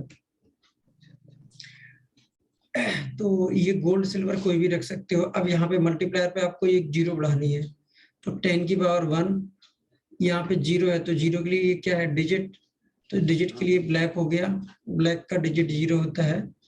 ये 7 आ गया, 7 का आपका क्या होता है, वायलेट। हाँ, और ये येलो होगा, येलो होगा, येलो। ठीक है। तो ये कलर आपका होगा, तो आपका कलर क्या होगा, येलो, वायलेट, ब्लैक, ब्राउन, क्योंकि एक 0 बढ़ानी पड़ी ना, लास्ट में मैंने सिल्वर ले लिया, ठीक है। तो ये 5 कलर हो गए इसके, yellow, violet, brown, sorry black, brown, gold, ठीक है। तो ऐसे हो गए ये कलर। मैं एक और एग्जांपल देता हूँ, जैसे आप लोगों को मैं एग्जांपल देता हूँ, मुझे आप लोग 1 ओम का रेजिस्टेंस 5 मिनट में बना के दिखाइए, 1 ओम का रेजिस्टेंस 5 मिनट में बना के दिखाइए, ठीक। और एक हो गया 53 ओम का 5 मिनट बना के, 53 ओम का रेजिस्टेंस आप लोग 5 बैंड में आप लोग बना के दिखाइए, ठीक है। 53 ओम का रेजिस्टेंस आप लोग 5 मिनट में बनाइए, और 1 ओम का भी आप लोग 5 मिनट में बनाइए, ठीक है। जो लोग ट्राई कर रहे हैं वो कर लें, बाकी मैं इसको सॉल्व करता हूँ, ठीक है। देखो 1 ओम का 5 मिनट में अगर आपको बनाना है, तो पहले आप 5 जगह फिक्स कर लो, ठीक। 5 जगह आपकी फिक्स हो गई है, ठीक है। अब आपको इन्हीं जगह पे ही कलेक्ट जो वो होगा कंटेंट डालना पड़ेगा। तो 1 ओम में सिर्फ आपके पास 1 है और कुछ है नहीं, बाकी 4 जगह आप क्या डालोगे, ये बहुत बड़ा क्वेश्चन है। तो बाकी जगह आपको कुछ तो कुछ डालना ही पड़ेगा। तो मैं आपको क्या बताता हूँ, मैं आपको एक सलाह देता हूँ, आप एक काम करिए, 100 ओम का रेजिस्टेंस बनाइए, उसको 100 से डिवाइड कर दीजिए, ठीक। तो आंसर आपका 1 आ जाएगा ना। तो पहले आप 2 0 बढ़ाइए जबरदस्ती, ये आपने बढ़ाई, फिर इसको 1/100 कर दीजिए यहाँ पे, फिर यहाँ पे गोल्ड डाल दीजिए। कुछ लोगों को ये बात समझ में आ गई होगी। तो इसका जो कलर बनेगा वो बनेगा आपका, पहला बनेगा ब्राउन, दूसरा आपके दोनों वो हैं 0, आप इनको 0 बढ़ा रहे हो, तो दोनों आपके क्या हो गए, ब्लैक। लेकिन 1/100 को क्या बोलते हैं, 1/100 के लिए आपको यहाँ पे सिल्वर डालना पड़ेगा। आप लिस्ट में देखना ध्यान से, सिल्वर का जो मल्टीप्लायर होता है वो 10 की पावर -2 है। लास्ट में मैंने गोल्ड डाल दिया, तो यहाँ पे जो टॉलरेंस है वो गोल्ड है, सिल्वर नहीं है। यहाँ पे सिल्वर क्या है आपका, मल्टीप्लायर, क्या है आपका यहाँ पे सिल्वर, मल्टीप्लायर। ये 2 0 आपकी बढ़ी थी एक्स्ट्रा, इस सिल्वर ने उसको खा लिया। 100 मल्टीप्लाइड बाई 1/100, 1/100 किसकी वजह से आया, सिल्वर की वजह से, क्योंकि सिल्वर का मल्टीप्लायर कितना होता है 10⁻²। ठीक, ये आपका 1 ओम का हो गया। अब आपको 53 ओम का निकालना है, कैसे निकालोगे इसको भी मैं आपको बता देता हूँ। अगर आपको 53 ओम का रेजिस्टेंस बताना है तो, लेकिन 5 बैंड में, तो 5 जगह आप रखिए पहले फिक्स। यहाँ पे आप लोग सिल्वर कर दो, सिल्वर गोल्ड जो आपका दिल करे वो कर दो। 5 यहाँ पे रख दो, 3 यहाँ पे रख दो। अब 2 जगह खाली है, इसमें क्या रखोगे? तो 1 जीरो बढ़ाइए, फिर 1 जीरो को कम कर दीजिए, 1/10 कर दीजिए। तो 5 के लिए आपको क्या करना पड़ेगा? आपको ग्रीन डालना पड़ेगा, ग्रीन हो गया। 3 के लिए आपको ऑरेंज डालना पड़ेगा, डिजिट है ना ये 3, ये 3 डिजिट है 5 बैंड के रेजिस्टेंस में, ये आपका मल्टीप्लायर है। और ये ब्लैक डालना पड़ेगा क्योंकि आपने 1 जीरो बढ़ाई है, तो ब्लैक हो गया। और आपके ब्लैक को कम कर रहा है, तो ये ब्लैक को कम करने के लिए आपको क्या डालना पड़ेगा? यहाँ पे गोल्ड। और ये आपका सिल्वर हो गया टॉलरेंस। ये आपका टॉलरेंस है, ये आपका मल्टीप्लायर है, ये आपका डिजिट है, ये आपका डिजिट है, ये आपका डिजिट है। तो ये गोल्ड आपका क्या कर रहा है? 53 ओम का रेजिस्टेंस, फिर इसमें जीरो बढ़ाया, 530 ओम का रेजिस्टेंस, फिर इसमें 1/10 कर रहे हैं, तो 10 से ये जीरो चली गई, तो आंसर जो आया आपका वो 53 ओम का रेजिस्टेंस आया। समझ में आ गया होगा आप लोगों को बहुत अच्छे से, है ना? तो ऐसे हम कलर से रेजिस्टेंस की वैल्यू, और जो वैल्यू होती है उससे आपको कलर देखने की जरूरत पड़ती है। ये थोड़ा बहुत विवेक आपको आना चाहिए कैसे यूज करते हैं, ठीक है? तो रेजिस्टेंस कलर कोड आप लोगों को बहुत अच्छे से समझ में आ गया होगा। सर जी स्क्रीन से रेजिस्टेंस कलर कोड वाला हटा दें। अच्छा, क्यों, ऐसा क्यों कर दें? आप इसकी बात कर रहे हो ना, ये वाला जो आप देख के कर रहे थे, ये आप लोगों ने कॉपी में लिख रखा होगा ना। चलो, रेजिस्टेंस कलर कोड आपको समझ में आ गया होगा। तो अगर जिनको नहीं समझ में आया है वो रिकॉर्डिंग को एक बार और देख लें तो बेहतर समझ में आएगा। अभी मैं आप लोगों की अटेंडेंस लगाने जा रहा हूँ, तो सभी लोग कंट्रोल करना अपने माइक और हैंड पे। फिर मैं आपको माइक हैंड पे कंट्रोल करना आप लोग। मैं अटेंडेंस एक बार लगा देता हूँ आप लोगों की, ठीक है? जो जो एब्सेंट होंगे मैं उनका नाम बता दूंगा। जो आपका आज टेस्ट पेपर होगा वो, उसकी लिंक आप लोगों को व्हाट्सएप ग्रुप में ही मिल जाएगी। व्हाट्सएप ग्रुप में जब आपकी लिंक आ जाएगी, वो गूगल फॉर्म होगा। क्या होगा? गूगल फॉर्म होगा। गूगल फॉर्म में क्या होगा? आपको वहां पे सिर्फ नाम, जो नाम आपने यहाँ पे दिया है लिस्ट में, और आपका व्हाट्सएप नंबर जो आपने ग्रुप में ऐड है। कुछ लोग दो व्हाट्सएप यूज करते हैं। जो आपका नंबर और नाम व्हाट्सएप ग्रुप में ऐड है वो आप यहाँ पे दोगे, ठीक है? नाम हो गया, व्हाट्सएप और व्हाट्सएप नंबर हो गया। और इसके बाद आपके 33 क्वेश्चन होंगे। 33 को कभी कभी कुछ पेपर में 33 क्वेश्चन है, किसी में 50 है, किसी में 42 है। कुल मिला के ये 50 मार्क्स के क्वेश्चन है टोटल। 50 मार्क्स का टोटल पेपर है। कभी 33 का हो जाएगा, कभी 40 क्वेश्चन हो जाएंगे, वो वेरी करता रहता है पेपर के हिसाब से, ठीक है? अब इसमें कैसे सॉल्व करना है, देखो मैंने कहा एक क्वेश्चन है, क्वेश्चन नंबर 1। क्वेश्चन नंबर 1 है ये मैंने कोई लाइन लिखी, क्वेश्चन, ये क्वेश्चन मार्क लगा दिया। अब इसमें से क्या इसके आंसर है? तो option A, option B, option C, option D.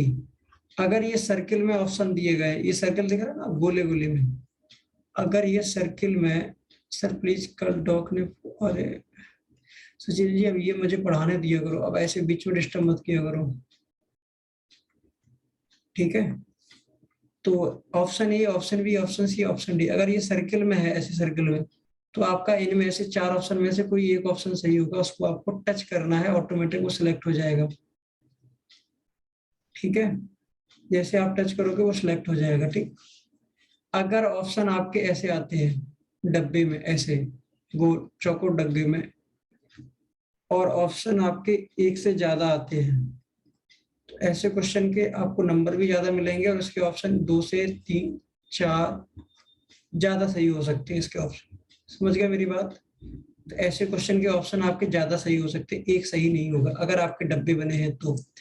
ये चीज आपको बताने की नहीं होती है, लेकिन मैंने बता दिया क्योंकि पहला टेस्ट दे रहे हो इसलिए। मल्टीपल चॉइस क्वेश्चन है, आपको उसमें से एक पर टिक करना है, चाहे ए लगाओ चाहे सी लगाओ, जो भी सही है। लेकिन अगर ऐसे ऑप्शन दिए गए तो आप इसमें 3, 4, 5 जो जो आपको सही लग रहा है उनमें टिक लगाओगे तभी आपको मार्क्स मिलेंगे। अगर आप सोच रहे हो 4 ऑप्शन सही थे उसमें से लेकिन आपने 2 पे लगा दिए तो आधे नंबर मिल जाएंगे, नहीं। ये एमसीक्यू पेपर है, जब तक आप चारों टिक नहीं लगाओगे आपको नंबर नहीं मिलेंगे, ठीक है। और याद रखना सारे क्वेश्चन कंपलसरी है, एक भी क्वेश्चन 33 में से अगर आप छोड़ोगे तो आपका पेपर सबमिट नहीं होगा, ठीक। 33 के 33 में आपको टिक लगाने होंगे, ठीक। 33 के 33 क्वेश्चन में आपको सॉल्व करने पड़ेंगे, तभी आपके पेपर के लास्ट में आपको सबमिट सॉल्व कर दिखेगा। पेपर के एंड में आपको सबमिट का ऑप्शन आएगा, आप सबमिट कर देना। जैसे ही आप सबमिट करोगे आपके मोबाइल की स्क्रीन पर लिख के आएगा, हिंदी में लिख के आएगा, अब आपका पेपर सबमिट हो गया है, अब आपका पेपर सबमिट हो गया है, ठीक है, ऐसे लिख के आएगा, वो आप देख लीजिएगा। इंग्लिश में लिख के आएगा now your response has been submitted, अंग्रेजी में लिख के आएगा, तो आप समझ जाना कि आपका पेपर डन हो गया है। क्या हो गया? आपका पेपर डन हो गया है, ठीक है। जब आपका ये स्क्रीन पे लिख के आ जाए कि अब आपका पेपर सबमिट हो गया है, ठीक। अगर ये नहीं होता है फिर आप कैसे पता करेंगे कि पेपर हुआ है? या तो सर को फोन लगा दोगे डायरेक्ट, है ना, परेशान करने के लिए, तो वो नहीं करना है। तो आपके पास दूसरा ऑप्शन और है, जो आपके पास व्हाट्सएप ग्रुप है 46 नंबर के नाम से, उसमें जो पेपर की लिंक आई है, जो टेस्ट पेपर है उसकी जो लिंक है वो ब्लू कलर में होगी। आप लोग मेरा नंबर सेव कर लेना 7303897427, ये मेरा मोबाइल नंबर है, अभिषेक के नाम से सेव कर लेना, ठीक है, अभिषेक त्रिपाठी के नाम से सेव कर लेना, ठीक। तो ये मेरा नंबर है, अगर ये सेव नहीं करोगे तो आपको पेपर की लिंक शो नहीं करेगी, वो ब्लू शो नहीं करेगी, मतलब वर्किंग लिंक नहीं होगी, ठीक है। जब आप लिंक पे क्लिक करोगे दोबारा से पेपर सॉल्व करने के बाद, तो लिंक से पेपर ओपन नहीं होगा, पेपर ओपन नहीं होगा। क्यों? क्योंकि आप पहले ही सबमिट कर चुके हो, है ना। अगर सबमिट पहले नहीं हुआ होगा तो पेपर ओपन हो जाएगा और दोबारा से आपको पूरा पेपर देना पड़ेगा। क्यों? ऐसा क्यों होगा? क्योंकि आपकी कॉल आ गई होगी, आपने पेपर को कैंसिल कर दिया होगा या नेटवर्क चला गया होगा, इस वजह से आपका पेपर पहले सबमिट नहीं हो पाया है, ठीक है। इस वजह से आपको पेपर दोबारा देना पड़ेगा। समझ गए मेरी बात? पेपर आपको दोबारा देना पड़ेगा, ठीक। लिंक पे क्लिक करने पे अगर आपका पेपर ओपन हो रहा है तो आपको पेपर देना है, और अगर पेपर नहीं ओपन हो रहा है उस पर लिख के आएगा यू ऑलरेडी सबमिटेड। ऑलरेडी का मतलब है पहले ही कर चुके हो ये काम। यू ऑलरेडी सबमिटेड इसका मतलब हो गया आप पहले ही पेपर दे चुके हो, अब कोई आपको दोबारा देने की जरूरत नहीं है। ना ही सर को कॉल करके ये पूछना है कि सर एक बार मेरा टेस्ट देख लो क्या सबमिट हुआ है या नहीं हुआ है, क्योंकि आप जब अब इसमें 75-70 लोग हैं, इतने लोग बार बार टेस्ट देंगे अलग अलग टाइम पे, तो मैं सबका पेपर नहीं देखूंगा। आपके मार्क्स कल अनाउंस कर दिए जाएंगे, आज पेपर दोगे आप, कल आपके मार्क्स 10 बजे समझ में आपके पास आ जाएंगे, सभी लोगों के नाम के साथ मार्क्स, कितने मार्क्स आए हैं आपके। और जो पेपर आपको मिलेगा आज शाम को 6 PM पर, 6 PM, अभी मैं 4 बजे मीटिंग आपकी ये छोड़ दूंगा, तो 4 से 6 बजे तक आपको क्या करना है? रिवीजन करना है, जो मैंने पढ़ाया है उसका रिवीजन करना है, जो आपने कॉपी में नोट्स बनाए हैं, कॉपी में जो लिखा है उसको रिवाइज करना है, और जो वीडियो भेजे थे उनको आप देख लेना। और सबसे बढ़िया काम है वीडियो की स्पीड को आप, जो मैंने रिकॉर्डिंग भेजी है 3 दिन की ट्रेनिंग की, रिकॉर्डिंग 1, रिकॉर्डिंग 2, रिकॉर्डिंग 3 आज भेजूंगा मैं इसको रिकॉर्ड करके, तो ये तीनों रिकॉर्डिंग देख लेना। अगर आपको कोई टॉपिक नहीं समझ में आता है उसको रिपीट करके 2-3 बार देख लेना, तब भी समझ में नहीं आता है तो 6 बजे से पहले, पेपर से पहले ग्रुप में मुझसे पूछ लेना कि सर ये बात ये मुझे समझ में नहीं आ रही है, ठीक है। पेपर एक बार आपको 6 बजे मिल जाएगा, शाम को 6 बजे से लेके कल 12 बजे तक, मीटिंग आपकी होती है 1 बजे, पेपर आपको 12 PM तक देना है। मेरी बात समझ में आई? पेपर आपको 6 बजे से लेके 12, 18 घंटे का टाइम है आपके पास। 18 आवर्स में जब भी आप फ्री हो 1.5 घंटे का टाइम निकाल के पेपर को आपको सॉल्व करना है। कुछ लोग 1.5 घंटे में सॉल्व करेंगे, कुछ लोग 30 मिनट में सॉल्व करेंगे, कुछ लोग 30 सेकंड में भी सॉल्व कर सकते हैं।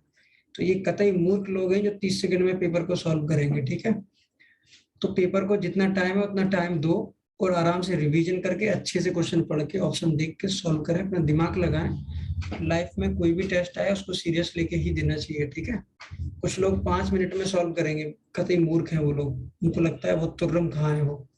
अगर आप फेल हो गए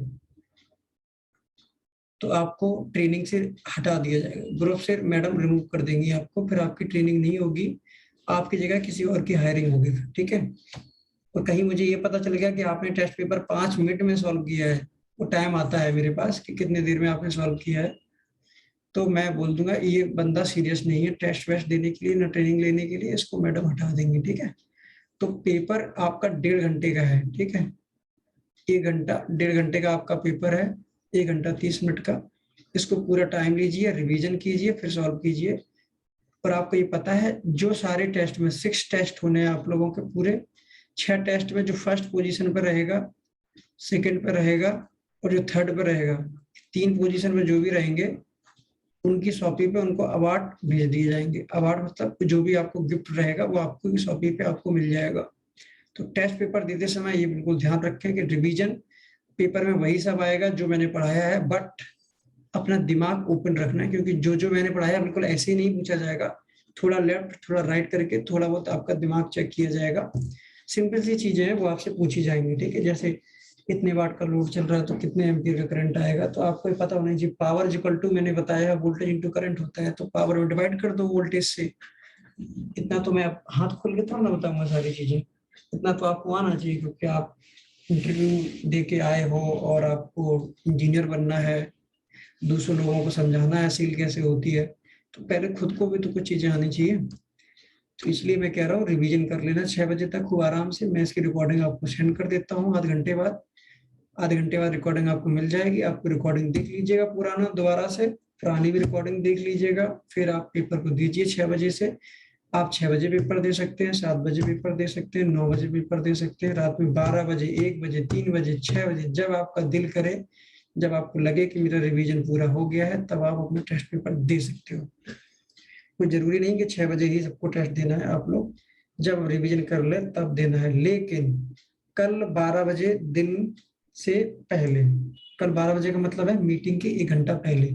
मीटिंग 1 बजे होती है, आपको 12 बजे तक टेस्ट पेपर सबमिट करना है, क्योंकि 12 बजने के बाद आप लोगों का टेस्ट पेपर ओपन नहीं होगा, वो यहाँ से मैं बंद कर दूंगा। फिर आप लोगों की वो लिंक काम नहीं करेगी, फिर आप रह जाएंगे एब्सेंट।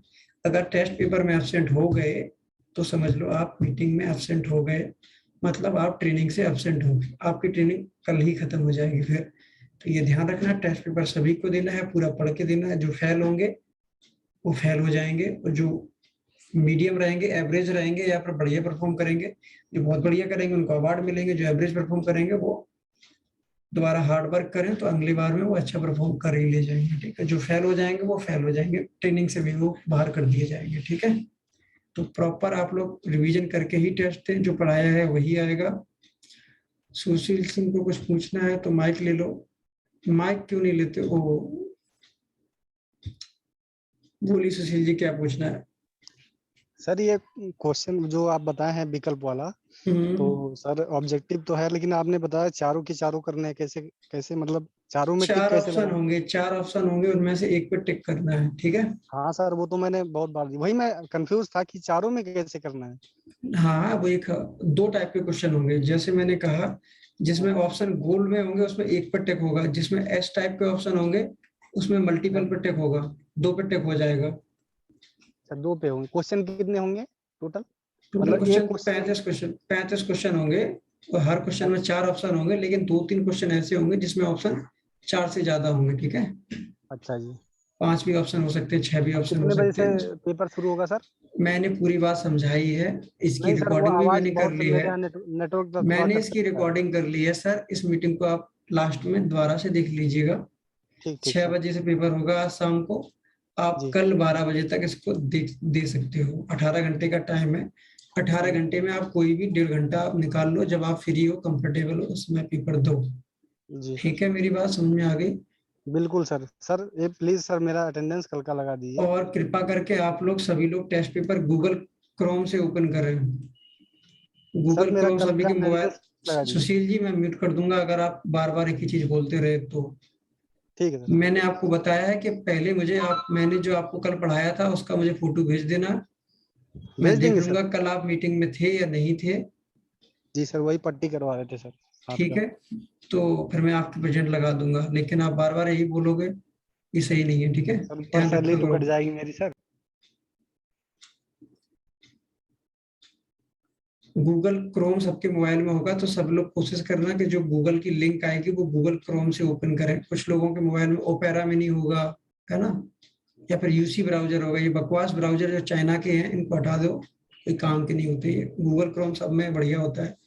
तो गूगल क्रोम को यूज करिएगा आप लोग। गूगल क्रोम से ओपन करेंगे तो उसमें जीमेल आईडी आपकी पता पड़ी होनी चाहिए। सभी लोगों के मोबाइल में गूगल की जीमेल आईडी पड़ी होगी। अगर आप यूट्यूब चलाते हो तो एक जीमेल आईडी आपकी जरूर पड़ी होगी। अगर नहीं पड़ी है तो वो गूगल की जीमेल आईडी मांगेगा, अगर पड़ी होगी तो नहीं मांगेगा, ठीक है। अगर कोई आदमी यूसी ब्राउजर, ओपेरा मिनी वगैरह चलाता है तो, या फिर आईफोन चलाता है, उसमें गूगल का उसके कुछ भी नहीं पड़ा है, तो वो जीमेल आईडी मांगेगा। क्योंकि ये जो मैं टेस्ट पेपर भेजूंगा वो गूगल पे बना हुआ टेस्ट पेपर है, तो गूगल की मेल आईडी मांगेगा और वो आईडी मुझे मिल जाती है। वो मेल आईडी मुझे ऑटोमेटिक मिल जाएगी, आप लोगों को देने की जरूरत नहीं है। ऑटोमेटिक वो ले लेगा कि इस बंदे की मेल आईडी ये है। तो कृपा करके सभी लोग गूगल क्रोम, और जिसके पास गूगल क्रोम नहीं है तो वो गूगल की मेल आईडी और उसका पासवर्ड नहीं डालना है किसी को, सिर्फ गूगल की जीमेल आईडी से आप लॉगिन कर लेना गूगल क्रोम से, तो ऑटोमेटिक वो जीमेल की आईडी ले लेगा, ठीक है। चल, कुछ लोगों के माइक हैं तो मैं उनको माइक दे देता हूँ। सुखदेव भट्टाचार्य है, ले लो भाई। जिनको कोई क्वेश्चन नहीं पूछना है वो जा सकते हैं। सुखदेव भट्टाचार्य जी माइक ले लो। हाँ हेलो सर। हाँ जी बोलिए। ये मोबाइल से ओपन करने से बढ़िया होगा कि पीसी से? वो मोबाइल पे बढ़िया हो जाएगा, आराम से, सिंपल। अच्छा ठीक है sir, thank you sir. Mukesh ji आपका क्या क्वेश्चन है, बोलिए। मुकेश जी आपका क्या क्वेश्चन है? आदित्य आप बोलिए क्या क्वेश्चन है। सर ये इसका एक बार टिक लगा देंगे उसका बाद फिर दूसरा चेंज होगा या नहीं? चेंज हो जाएगा, जब तक सबमिट नहीं करोगे आप कुछ भी कर सकते हो। सबमिट करने के बाद चेंज नहीं होगा, चेंज कर सकते हो। ऐसे ऐसे होता ना बहुत में, एक जब टिक नहीं कर दिया उसके बाद दूसरा नहीं नहीं, ऐसा कुछ नहीं है, हो जाएगा, चेंज हो जाएगा। आप चाहो तो ऑप्शन चेंज कर सकते हो, ठीक है। Okay sir, thank you sir. पहले चौथा क्वेश्चन सॉल्व कर लो, फिर पहला कर लो, फिर 20वां कर लो, वो सब कर सकते हो, ऊपर नीचे जो भी करना है, बट सबमिट करने से पहले सब कुछ। मुकेश जी आपको क्या पूछना, पूछिए। मुकेश जी सिर्फ हाथ खड़ा कर दिया आपने, कुछ पूछ नहीं रहा। किसी और का कोई क्वेश्चन? जिसका क्वेश्चन नहीं है वो जा सकता है, जिसका कोई क्वेश्चन नहीं है वो जा सकता है।